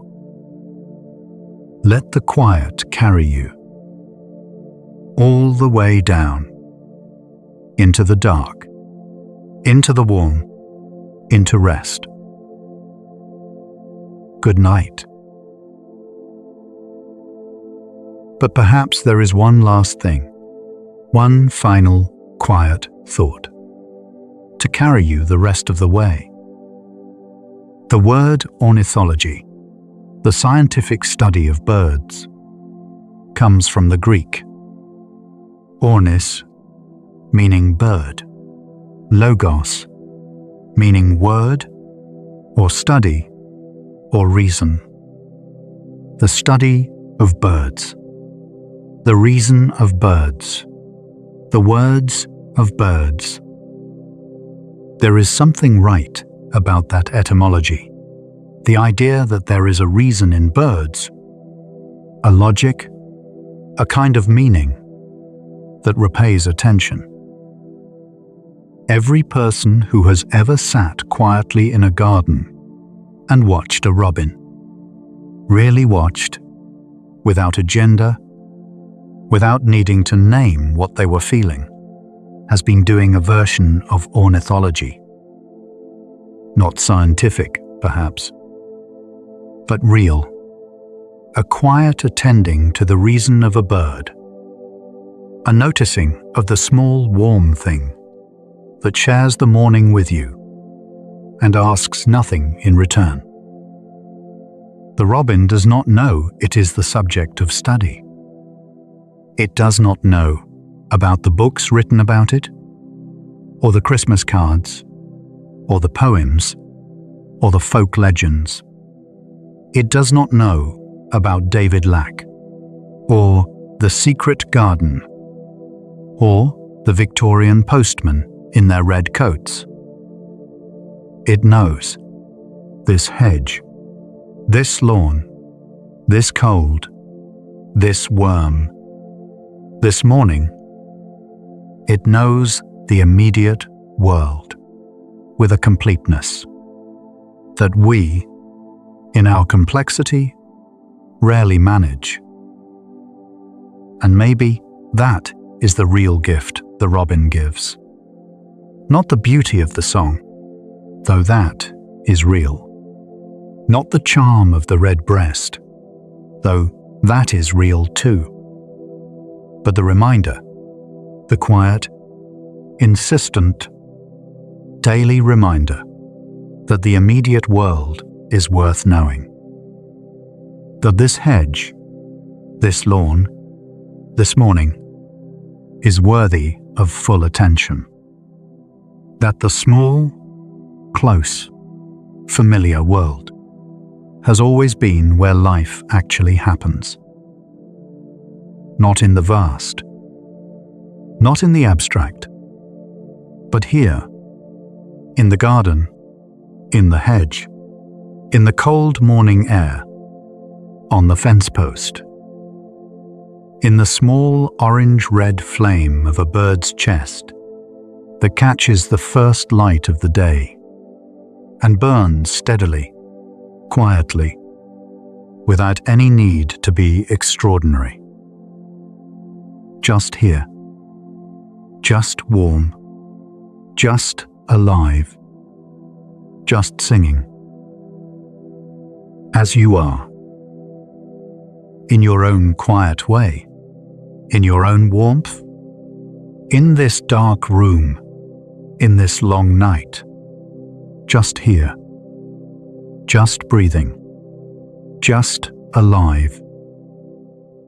The robin is in the hedge. The night is all around you both, and there is nothing that needs to be done until the morning comes. Let the morning come in its own time. Let everything else wait. Let yourself be carried all the way down into sleep. The robin knows the way. It always has.